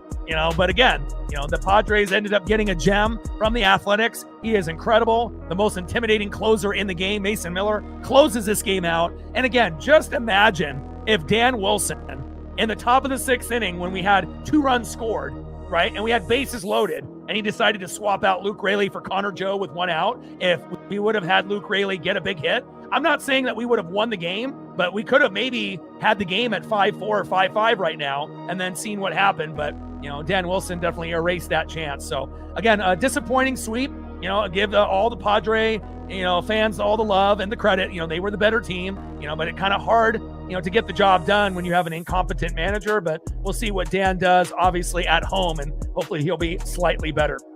Well, I love you guys, and I appreciate you guys very much. Final score, Padres 5, Mariners 2. Padres get the sweep after we ended up getting a sweep on the Astros. And again, thankfully, we don't have to play this team in a 4-game set. And we're going to be at home at T-Mobile tomorrow versus the Rangers. And I know things are going to be better for us Mariner fans. So I love you guys, and I appreciate you guys very, very much. And let's go over the stat line here real quick before we go, just to kind of go over the numbers so we know where we're at. Start off with the Padres. So Ramon Laureano, 1 for 4. Fernando Tatis Jr., 1 for 2, and made some great defensive plays in right. What a stud. Speaking of studs, Jackson Merrill, 1 for 4 in center field. Love his game. The future Hall of Famer Manny Machado at third, 2 for 4. Xander Bogaerts, 0 for 4. That's rare. Gavin Sheets, 1 for 3, as they chant holy sheets often. Miguel Andujar going 2 for 4, playing in his first game. And Luis Campusano, 1 for 4. And the Crone Zone, Jake Cronenworth, 1 for 4. So, wish Mariner batters could be like that. And let's take a look at what the Mariner players did here today. All right, so Brandon Donovan, 2 for 3. Cal Raleigh actually had a good game, 2 for 4. Julio, 1 for 3. Josh Naylor not using the leg kick and going 0 for 4 again. Use the leg kick, damn it. Randy, 1 for 3. Luke Raley, 0 for 2, and then pulled for Connor Joe, idiot. JP Crawford, 0 for 4. Dominic Canzone going 0 for 2 and getting pulled for Mitch Garver. And guess what? Mitch Garver went 0 for 2 like Connor Joe did. Waste. And then Cole Young went 1 for 4. So sometimes, things are going to go your way, but you got to give credit where credit is due. The Padres are on an 8-game win streak, and we just have to try to find a way to get things going at home, and I think we will. So love you guys, and I appreciate you guys. Final score, Padres 5, Mariners 2. And I got one question for you. Who talk sports like us? Your boy Ryan, Northwest Sports Fanatics. Shout out to Drew, Vapor, and Bash. Appreciate the 3 of you. And again, we just got to be able to put our head down and recover. Double E, savor the win. Hope you guys have a great year for the rest of the year with your Padres. And Tridents up. Go Mariners. We got the Rangers starting tomorrow. And let's get back on track and get a win. Tridents up. Go Mariners.